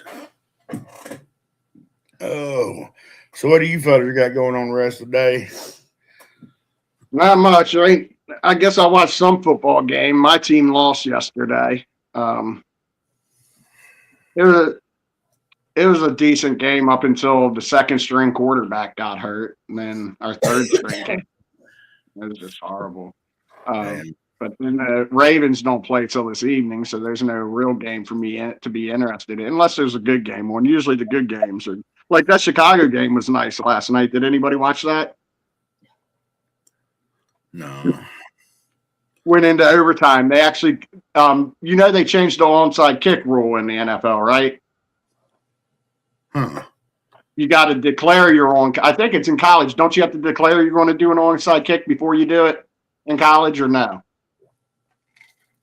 I don't know. Anyway, in the NFL, you got to tell them we're going to do an onside kick before you do an onside kick. You got to let the other team know. So the chances are only 8% that you'll recover an onside kick.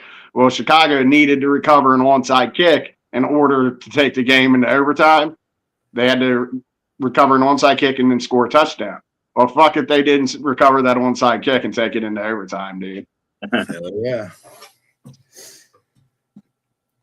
Washington actually almost recovered an onside kick yesterday, but they kicked it before the referee got off the field in order to officiate it. And the play was called dead because of that, but they recovered it, so they had to re-kick it, and then they missed it. That's some bullshit. It was funny.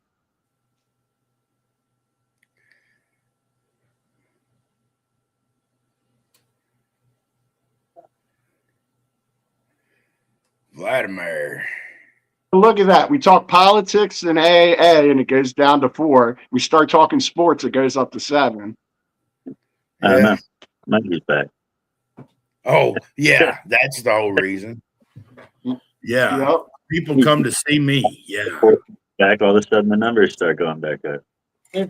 That was the other option we said. It was gone because Mikey left. That's some bullshit. I know there's some people that miss me. They send me, hey, where you at? Where you at? But like, for real, it's not that bad. Oh man, I woke up this morning, straight up had to take a damn Finnegan. I was sick to my stomach. Son of a bitch. Shit, Kayla grabbed herself 4 of those spots, so we got 20 of them left to get into the side pot. Woohoo. Wonder if I can do it from this thing. I'm gonna put a spot in for my mom or for my brother. Hmm. I'm gonna send you $2 and put that in for Scott Thompson. All right. All right.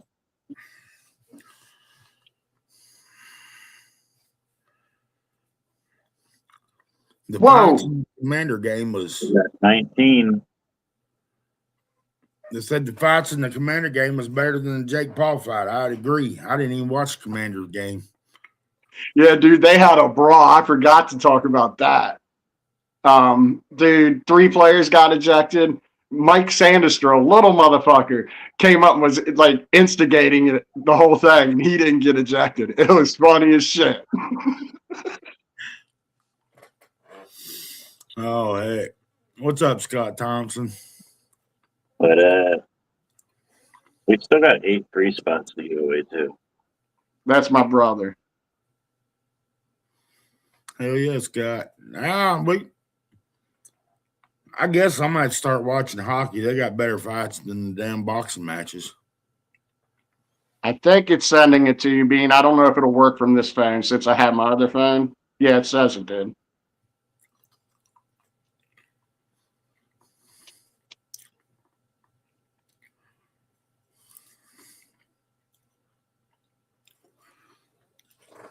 That's one thing when I was a kid at Grandpa was watching TV.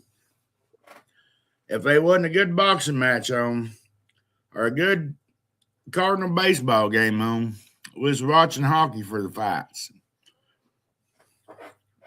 Yeah, they don't fight as much in hockey anymore, but when they do, Tom Wilson sure does kick ass. We're at 90 spots, y'all. 90 spots. Woo! And 6 so far in the side pot. Heck yeah.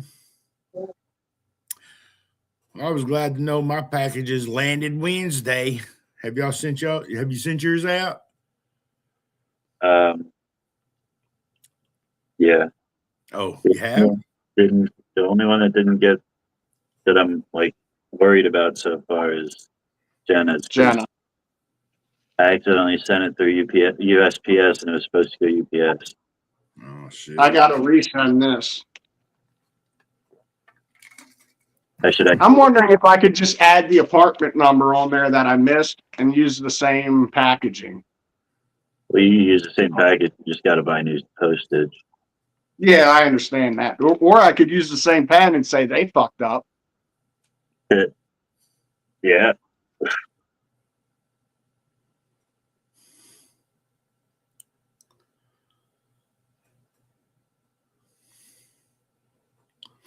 Man. My crypto losing so much money. Do what? Losing so much money in crypto right now. Oh shit. That's true.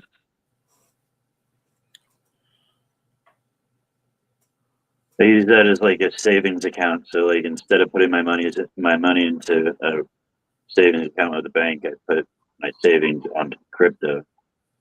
And it usually benefits, but I lost I lost about $800 over the past week and a half. Are you still above what you put into savings? Was that savings? Was that 800 profit? Is what I'm asking.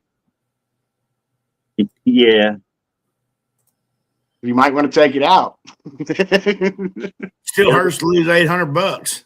It'll come back. It's just that, like, yeah, these times suck.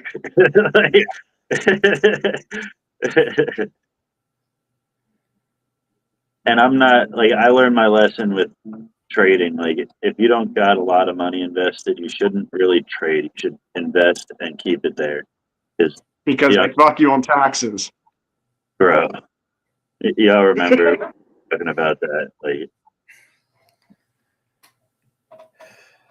I had to hire a lawyer. Like, Not good. See, I'm not smart enough to fucking mess with that shit, so I don't even mess with it. I mean, I'm not saying I can't learn. I'm just not willing to do the research right now. well, the thing is, you could learn a little bit, enough to know about at least Bitcoin and Ethereum, the two main ones, or whichever one you're going to invest in. Learn a little bit about it, enough to be able to use it, like I said, as a savings or a long-term investment. But you don't got to really dive deep and learn everything about it to be able to understand how to put a little money and save it for later. Yeah. Don't get scared when it, like right now, a lot of people would take their money out. Well, it's like this. It's like this. It's a savings account, like you said, with a variable interest. Yeah, and sometimes that interest is negative. You win some, you lose some. When it gets positive, it's usually really positive. So that's the good part, the rebound. Especially when, like with Bitcoin and stuff, there's not a whole lot of money to be made anymore. If you invest in it, say for a 20-year time, there's a lot of money. But if you're looking at more like a couple of years, it's better than a bank account for sure, because you're earning 1% interest on a bank account. With crypto, with Bitcoin, you could triple your money in 2 years' time.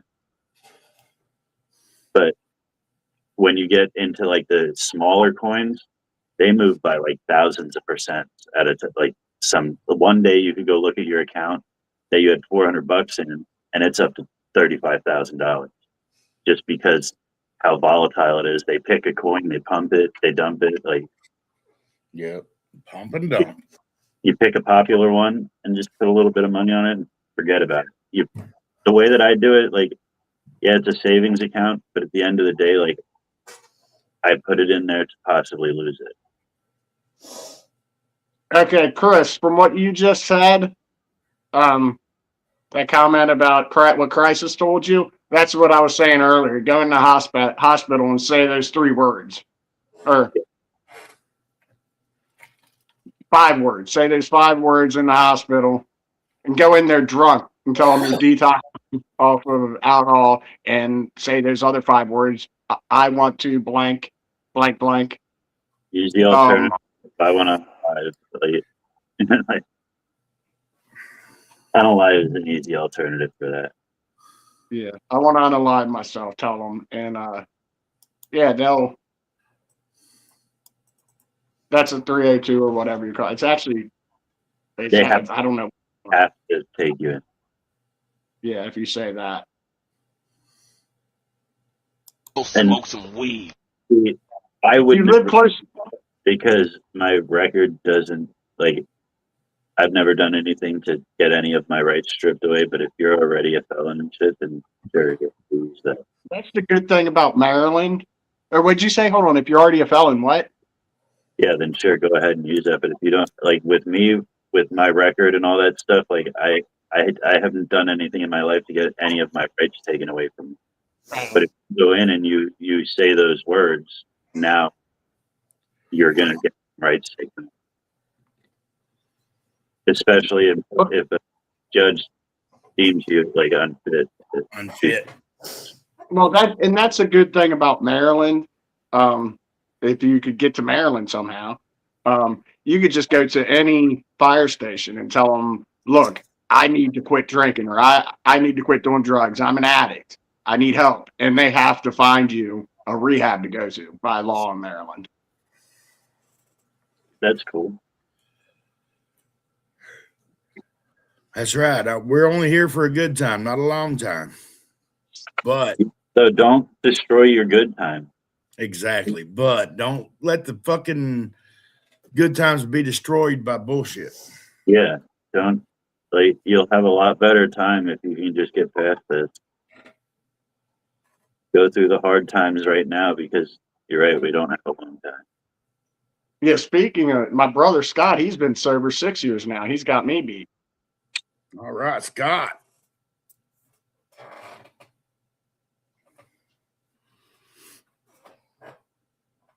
So honestly, I've heard this conversation too. We say we're clean from our drug of choice, but yet we still smoke pot. Fuck them. I think there's reasons for different. I don't think the reasons for people smoking pot are the same for people getting blackout drunk. Well, this is the same way. What are they using now? They're using psychedelics now for prescriptions. They're also using, what else are they using? Somebody said they was using ketamine. Ketamine. It's You notice though how Well, see, these things have medicinal values. These things that you're mentioning all have medicinal values, and they're finally figuring that out, and that's why there's decriminalization and legalization of certain things, and they're able to use it in a mental health facilities and stuff at some points. Like that ketamine treatment is a big thing now, but you got to qualify for it. You have to have depression that doesn't respond to medication like I have. Nothing that I've ever been on has helped my depression or my bipolar or whatever the hell it is I have.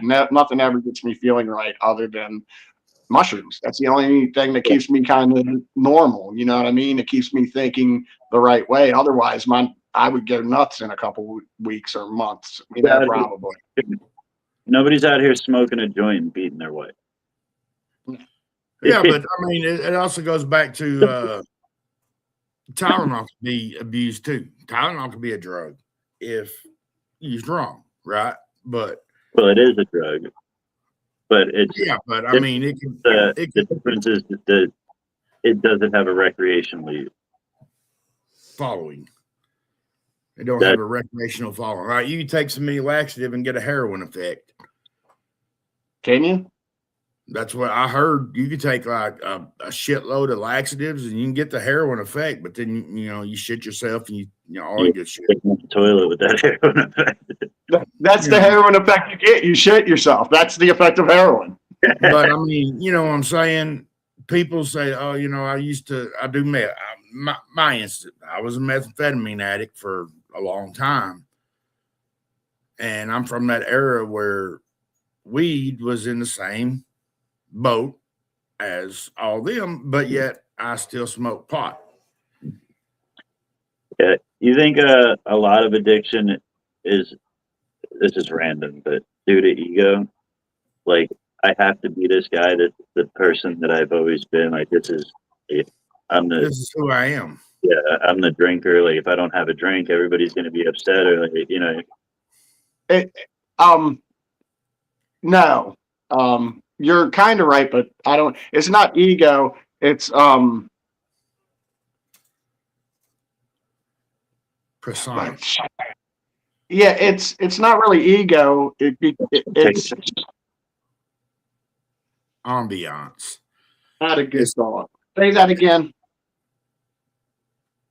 When I showed up to a thing, I was the guy with the bag. I was the party guy. You have this image to uphold.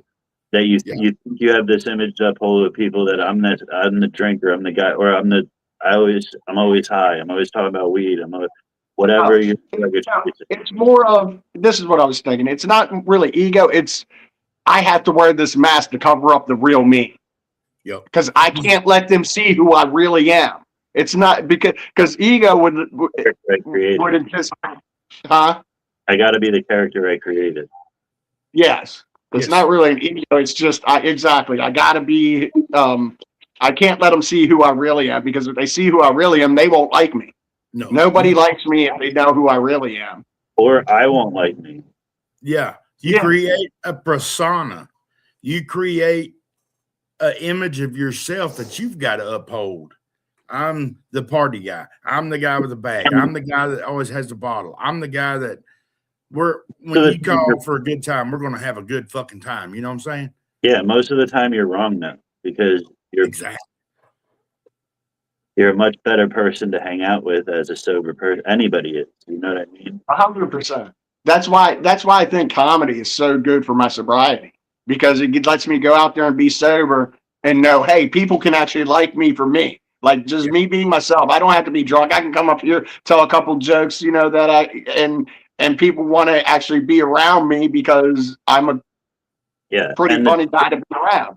And the difference is when they're laughing, they're not laughing at you. At you. They're laughing with you. Unless that's what you want. If you're trying to get them to laugh at you, like, doing some improv, then. Yeah. But like usually if you're shit faced, they're not laughing with you.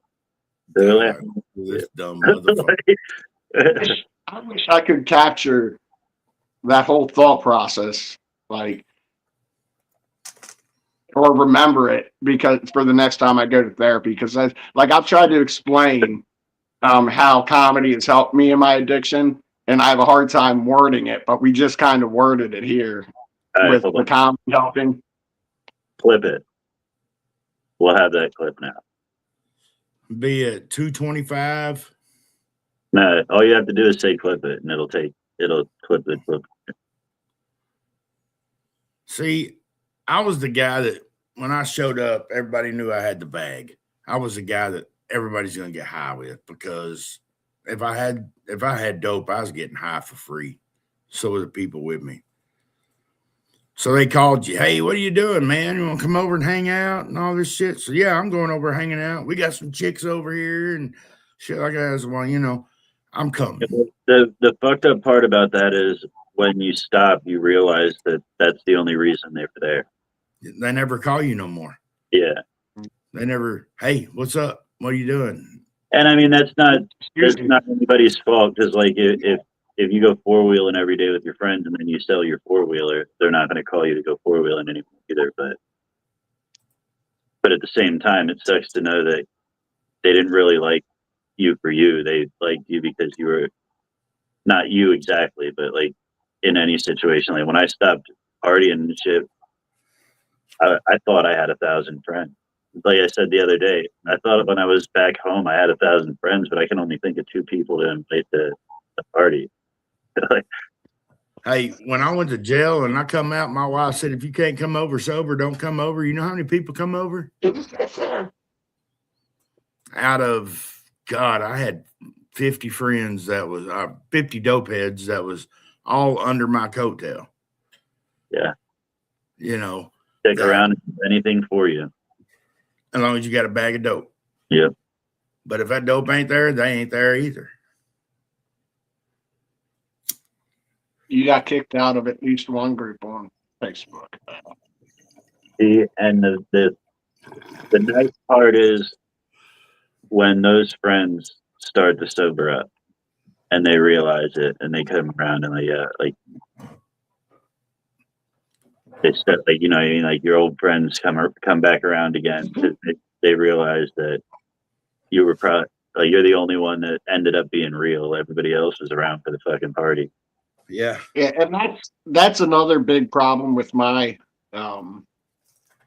social skills, and why I don't have many friends still around, how I say I don't there's not many people to hang around, like I'm alone here because there's nothing to do, no one to hang out with, because like I'm the type of person, as soon as I get the sniff that you're faking who you are, I don't want to be associated with you anymore. Like it's the real shit that, like when people are real, that's when I want to hang out with them. Like you can piss me off as long as you're real about it. Like I get it now, you're being real. I can't fault you. You know what I mean? Exactly. It's start the two-faced shit. Yeah. Yeah, it's so fucking old. There's some people that still come into the comments that I refuse to acknowledge because Like, you've shown your true colors. Yeah. Don't know why you're here. Like, And there's a couple I won't acknowledge either. But, you know, it is what it is. They believe the way they believe. I believe the way I believe. And it is what it is. I'm not going to bring it out. I'm not going to put it on the front seat and say, hey, why can't we fucking agree on this? yeah, but I don't need to talk to you. I don't need to. We It's don't fine. need friends. Exactly. Yeah, I'm cool with Yeah, that. if you're gonna be fake, you're gonna do some shady shit. You're gonna be two faced. Say one thing to me, something else to somebody else, or I don't need it around me. Like if you see me in the streets and you walk up to me in the streets, I'm the same motherfucker you see right here. If I walk up to you in the streets, I'm that same motherfucker. I'm I'll not. never change. I'm way more outgoing on Facebook, on live than. Yeah. Well, I could talk to a brick wall. Yeah, that's true. I mean, I could talk to anybody, anywhere. I don't care who you are. If I feel like you're into a conversation and I say, hey, how's your day going? Well, then you take off. Okay. Your answer, like we was talking the other day, your reaction with my question is going to let me know a lot about you. Do you want to talk? Do you want to have a conversation? Are you in the mood for that? Yeah. It's hard for me to start the conversation with people in person. I haven't filled it yet, baby. See, and like I said, I just walk out, walk in the middle of a group of people talking, unzip my pants and pull it out, and it's always a conversation starter. Yeah. Who's calling the cops first? You know. But me, I can talk to anybody. I don't care. That's why I went to the flea market a lot with my grandparents. Because I'd sit out there and somebody come up, shit, we'd have a 10-minute conversation before we even talked about what you wanted to buy.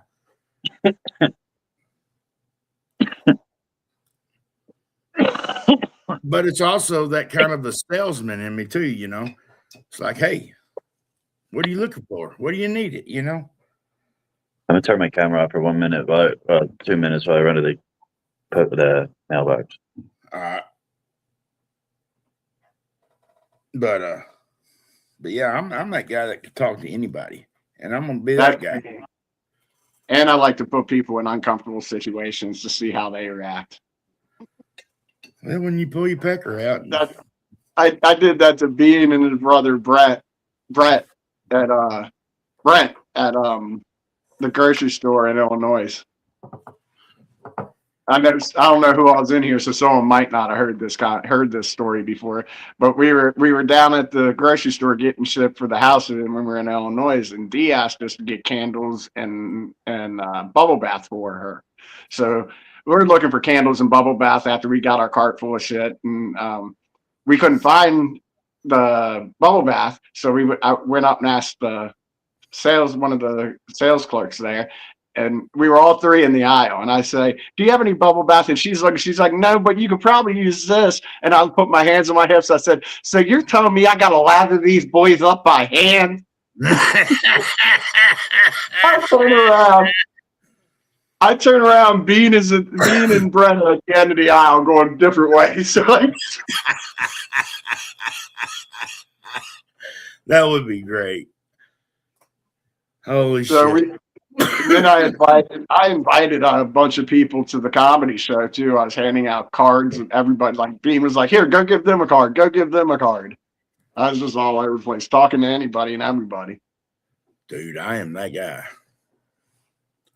My wife is like, would you shut up? Come on. I just leave you. Yeah, she'll just leave me in the fucking aisles talking to strangers. I ain't got time for that. But like I said, I'm that guy. I'm that guy. You walk up to me in the streets, I'll talk to you. You start talking nonsense, I go home. But you know, I'll have that conversation with you. I'll have a conversation. One guy said, man, you got any money? He was asking for money. It was a fellow on the side of a gas station. with a dog. He said he was a vet and all this stuff. He's like, man, he said, you got any money? I said, sir, I ain't got no cash on me at all. I said, what do you need? And he said, well, honestly, I need a little bit of a drink or something. I said, well, tell you what, I don't have a drink. I said, but I got something twisted up out in the car if you want that. And he said, what are you talking about? I said, I got one of them left-handed cigarettes. He said, I'd much rather have that. So I gave him a joint. Instead of him sitting there begging for money for alcohol, I gave him a joint. That's all I had, though. All right. I love him feeling. So I said, I'm sorry, I ain't got nothing for you or your dog, but, here's a joint. That'll keep you off a bottle for a minute. Did I win any slots for this one? I don't know. Let me check.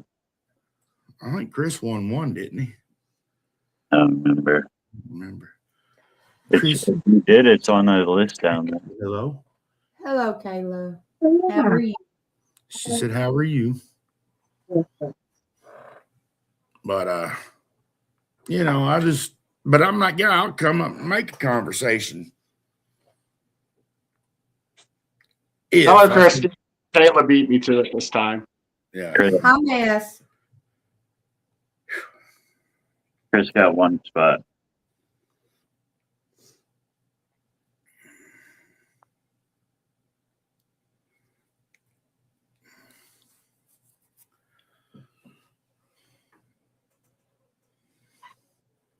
Damn, it's 1 o'clock. It's 2 o'clock here. 1 o'clock, 2 o'clock, 3 o'clock, right.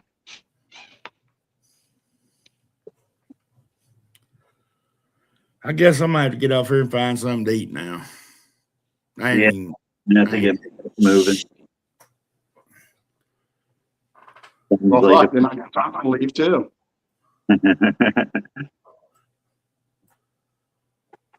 You already wrapped this up? If you Sure. ready, brother. Fine, motherfucking out. Later. Much love. Every 420's fire in the hole. Every 420 fire in the hole. Let's go. Every 420's fire in the hole. Every 420's fire in the hole. Hey. Every 420's fire in the hole. Let's go. Every 420's fire in the hole. Every 420's fire